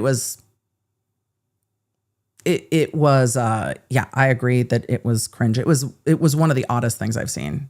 And we've watched a lot of defense attorneys argue at sentencing and argue for the equities and argue to give the defendant a chance and argue to keep the defendant out of jail longer, but we've never seen anything like that. Yeah, it was super uncomfortable. Hated all of it. And also not appropriate. They're not friends of the defendant. And even at sentencing, we didn't see Like Poot and Jim do the same thing. And Poot and Jim actually seem to have been like lifelong friends with Alec Murdaugh. And they kept it way more profesh. Which is wild. Try not to think about it. This is a fantastic question. Try not to think about it. Said, how do members stay synced with the delay as sound travels across the stadium pitch? The conductor, the drum majors. They have to work to hands, not sound, because there is a delay and they have to work to hands. And you'll see numerous drum majors who are conducting, and often you will see them in different places in the field. So if the corps turns and faces the back of the stadium for a period of time, there will generally be a conductor in the front and the back and on the sides as needed. So yes, hands. You got to work to hands. Allegedly, Sarah S. said, my friends and I just graduated from Loyola Law LA. Congratulations. It's a beautiful school. I had lots of friends that went to Loyola. Did they change the Tom Girardi building? Is it no longer called Tom Girardi? Has Loyola disentangled themselves from the legacy of Tom Girardi yet? I'm super curious. Keep me posted. Sarah said, you've been a huge inspiration, especially to Christina, who credits you for her grades in Crim Pro and evidence. Please wish us luck on the July bar. Thank you. I wish you much luck on the July bar. And here's what I will remind you, as I will remind everyone taking the bar. First of all, you have prepared for this. Do not get in your own way. Second of all, sleep is more important than an additional hour of study time. I am serious. Look, bring it in. Bring it in, bar takers. Sleep is more important than another hour of study time. Your brain needs to rest or you will not perform well. I do not care what you need to do to make sure you are getting adequate sleep. And that might be 8 hours, 9 hours, 10 hours. You have to sleep. You will not perform well on the bar exam if you do not sleep. There can be, and I hope it's better now than it was, but there can be a push to, but I studied 15 hours a day. Your brain cannot retain information studying 15 hours a day. Practice taking the exam, take practice exams, outline things as you need to, explain it to each other, talk through concepts. When you are starting to confuse yourselves or each other, stop. Take a day off or a half a day off a week so that you can kind of reset and do laundry and whatever. You have to sleep well, you have to eat well, and you have to move, and you will be fine. You've got this. Stick to a schedule. Take earplugs. Stay hydrated. Listen to me about the sleep, and then the movement, and then the studying. You have spent 3 years in law school. You've got this. And there's nothing they are going to throw at you that is going to trip you up more than you getting stressed out. It's all going to be fine. It's going to be fine. It's going to be fine. Spend more energy planning what you want to eat for lunch so that your energy doesn't crash. That's it. Also, don't like toddlers and tiara yourselves. Like Smarties and Red Bull are not adequate bar study breakfast. You've got this. You've got this. Take care of yourself. And also, it's the only time, bar study is really one of the times in life where you need to be ultimately selfish and just put your head down and grind. And some of that grind is self-care. So it is okay to say no to doing things that are going to drain you. So you can like read a book that's not law and rest, or watch a movie about law and issue spot. My cousin Vinny's great studying. Grab some popcorn, have fun with your friends. But it's okay to be selfish and to say no to things because you need to lock in. And especially if people drain your energy, just it's a no for the next 3 months. The people that love you will get it. It's not a big deal. So I was just like, everybody's like 4th of July parties. I'm like, no 4th of July parties. I'm studying for the bar. I once I get to the end of July, I will be available, but no. Also, I then needed to end up having like quasi-emergency surgery. So it was just, it'll be fine. It'll be fine. I didn't plan on taking multiple days out to have surgery, but it was all fine. It was fine. So I ended up having surgery like July 5th like July 5th before the bar exam. My husband's like, and then the bar exam, I'm like, what are we going to do? We've come this far. Let's do it. It's going to be fine. We're just no expectations. And so I went in with no expectations. I'm like, I'll just, I'll take care of myself the best I can. I'll do the best I can. I'll get sleep at night. I'll try to manage my stress. And that's all we can do. So, yep. Let's see. Meg 1966 was not here for the Comic Sans slander. Comic Sans might be classified as an accessibility font because of the ease with which as I can't read, the ease with which readers with dyslexia and ADHD can easily distinguish letters and the comfort in reading. I didn't know that. This is a fair point. This is a fair point. I also do not know for 100% that the signature font that I was giving a hard time to is in fact Comic Sans. I use the weighted dyslexia font, like the Bionic font, but this is an excellent point. It's a fair point. Caitlin said, wait, what was surgery for, if you don't mind me asking? Oh, I wouldn't have brought it up if I didn't want to talk about it. I had a massive ovarian cyst and I was in a lot of pain, but I was in finals. And so I went to the doctor and the doctor was like, so this could go like one of two ways. You could have surgery or it could explode and you could need more surgery. And I was like, those are great options. Those are fantastic. She's like, either way, you need surgery and the pain's not going to go away. So we need to do that. We need to do that urgently. Katsu said, can you retake the bar? Yes, you can. If so, is there a limit to the retake numbers? No, there's not a limit to the retake numbers unless that's changed. But yes, you can retake the bar. It gets difficult retaking the bar because A, people can psych themselves out about it, but B, oftentimes job offers depend on the bar. So people put a lot of pressure on themselves. Like, if I don't pass the bar, then I don't get the job. And if I don't get the job, then I don't do this. And then I don't do this. And then it's like, it just keeps going. So it can put a lot of pressure on it. But it's going to be okay. It's going to be okay. So let's see. This is a great point. Nancy D in the chat. Nancy D, if you please, said, if you want to extract the information you put in, sleep files it so you can find it. That is such a good way to look at it, about how sleep helps your brain just kind of synthesize the information that you need. It's fantastic.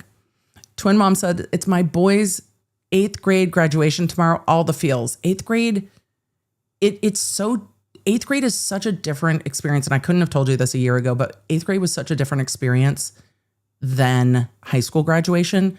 It's just such a different chapter of life, but it still is so like, my baby is like going to high school in this next chapter. And then high school graduation is just so different because it's like, oh my God, my kiddo is like an adult now.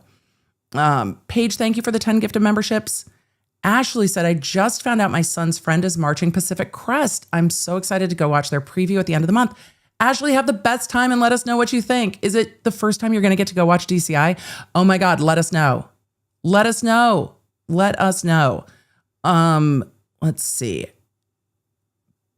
Brooklyn Price, I hope I said that. I think I got that right. Also, love the sunnies in the profile picture.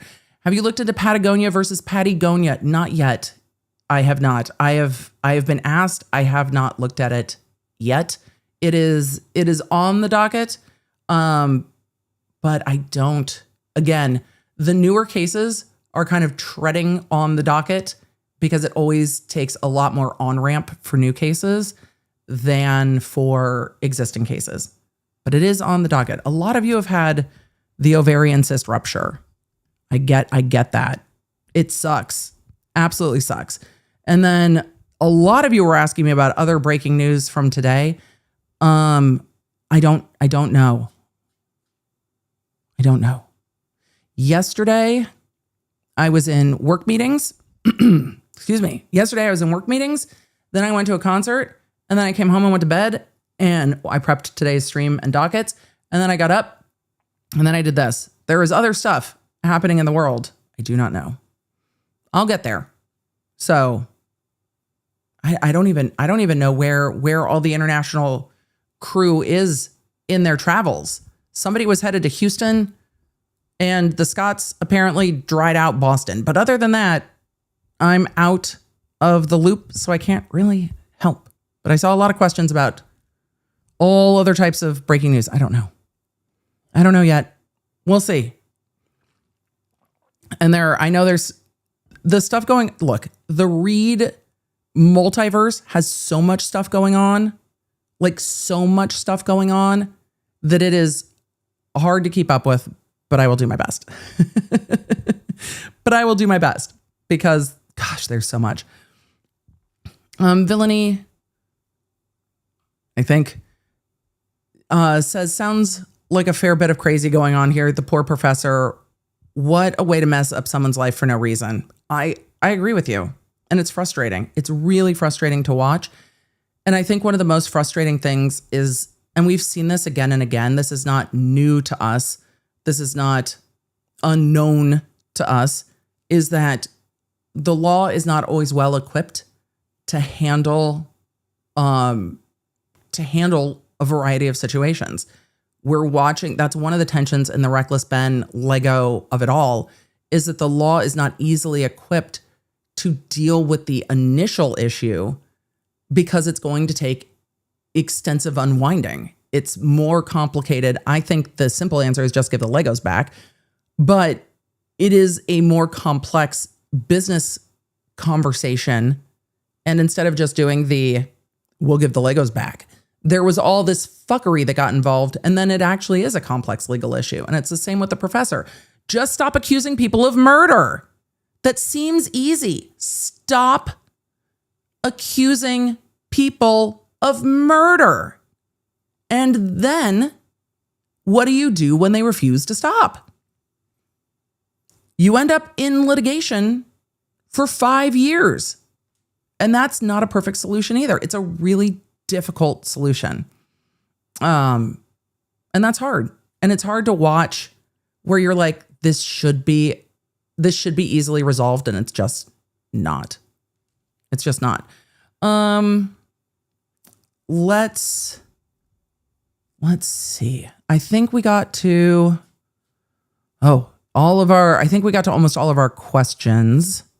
I think lots of you are telling the chat what other social media to check out to watch the international adventures in America and just enjoy the delightfulness of all of the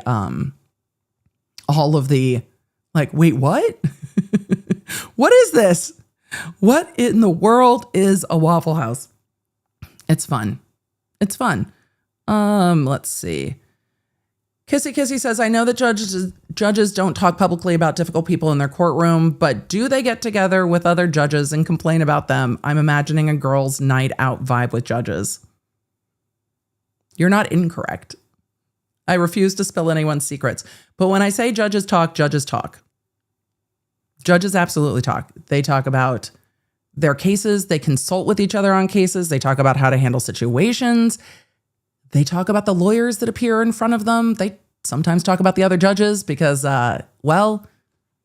like any workplace, it is still a workplace and it has its own unique things. So yes, judges chat about the things with each other. And also, I've shared stories of judge interactions that I've observed where they have been fighting over the attorneys because one judge is like, no, you're ordered not to leave my courtroom. And the other judge is like, no, you're ordered to appear in my courtroom. And the attorney's like,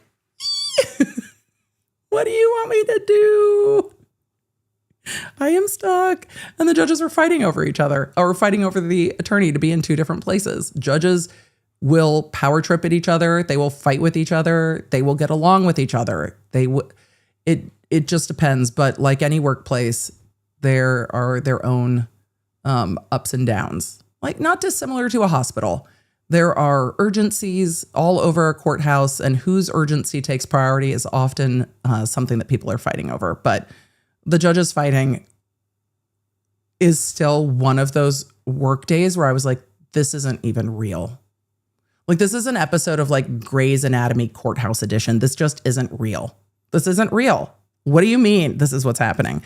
But also, judges are human, and they can get frustrated with one another just like any other humans can. But when you work with people day in and day out, sometimes the grind of the day in and day out, the things that annoy you about people can start to just annoy you more, as with anything. But yes, we have talked about that. It was definitely Grey's Anatomy at moments, and you're just like, oh, everybody, what are we doing? All right, Law Nerds, a huge thank you. I can't believe we have been streaming for over 4 hours. Thank you for letting me sidetrack, squirrel, turkey, Cavaliers, DCI, all the things. Talk about some of the cases we haven't circled back to. I'm real curious what's going to happen with the Egg Lady Juror stuff getting unsealed. I'm keeping an eye on it. We will be back tomorrow. What will we talk about tomorrow? Vibes. Just vibes. We'll see. Vibes. Law Nerds, you're the best. It's good to see you. Thank you for being here. Thank you for being a Law Nerd. I will see you tomorrow. If you have not refreshed your YouTube app on iOS and you are still having issues with not seeing member emojis, try the update. A lot of you have had success with the update to the app working, so I hope that works for you. Don't forget to get the Law Nerd app at lawnerdapp.com. If you have not caught up with the podcast from yesterday, that's on the Emily Show channel. A lot of questions about the stuff I covered there, so hop on over to the Emily Show. We'll also have it linked here. I know a lot of you didn't get app notifications about the podcast yesterday. We were told it affected just a few of our users. However, I think it affected more than just a few of you. So if you did not see that notification yesterday, that is up there for you. And I will see y'all tomorrow. Thank you, Team Baker. Thank you, mods. I'll see you guys tomorrow. Take care. All right. The weather's nice today, so I'm going to go enjoy it because apparently tomorrow, maybe not so much. See you soon, Lauren. Why can't I talk? Turkeys. I'll see you soon, Law Nerds. Bye. Thank you for joining me. Make sure you don't miss a live stream or any of the updates on the cases that you care about most with the Law Nerd app at lawnerdapp.com. It's a free download on iOS and Android, so I can keep you in the loop, because you never know when something's going to pop off. Thanks for being here, and thanks for being a Law Nerd.